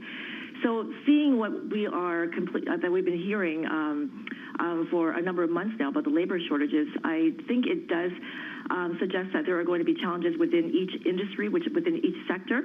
But if you are so tight for people and you are looking for, you know, for someone to help create these widgets, as I always say, you know, I think it's going to start, you know, with stronger wages, perhaps. You know, I think we could probably start seeing, you know, the return of even stronger payroll growth.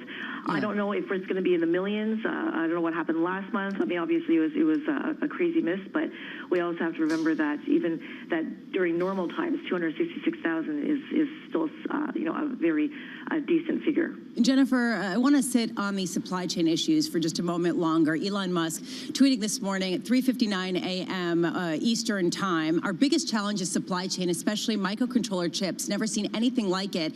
And he talked about how the fear of running out is causing every company to overorder like the toilet paper shortage. That said, it's obviously not a long-term issue. Do you agree? Is it obviously not a long-term issue? It's going to depend on how you define long term. It's not going to be fixed overnight. I mean, some the experts are saying that you know, it could take years, for example. But you know, obviously the big producers are all over it. You know, we're starting to ship or create some production in North America as well. So you're not depending on all these global or these other countries for such a key component. And we're already starting to see some relief, given that it was good news last week when GM said that they're going to be reopening up a number of their global plants. So it is starting to ease up a bit. So I think it is temporary again, but it's not. I don't think it's going to take years and years and years, though. Jennifer, the Canadian GDP data yesterday gave pause. It undershot all the experts and 19 economists that were polled. What does that signal about our guesstimates forward? Are we just overselling the boom economy right now? I don't think we are. I mean, at the end of the day, it all comes down to the consumer, of course, right? Whether or not the consumers are able to, come out of this and in strong form. And so far, with household savings still very high, I think this is all bodes for this is a very positive news, I guess, going forward. But right now, just given that we have never lived through such a pandemic before, because it's been a health crisis overall, there's going to be a lot of volatility, not only for the month-to-month data, but also from the quarters. So we're going to have to look at this, when you're smoothing out all the monthly data, looking at, instead of year-over-year trends, looking at it from versus 2019. That's how you're going to start seeing the trends playing out. But I don't think right now that we are overselling the economic rebound. Jennifer, thank you for being with us this morning. We appreciate it. Jennifer Lee there, BMO, senior economist. Guys, I don't think I've ever seen such a big disappointment, relatively speaking, to an ISM that's in the 60s. And the why is beneath the surface. The longest delivery times going back to 1974. We're talking about shortages. We're talking about delays. The employment gauge dropping to a 6-month low.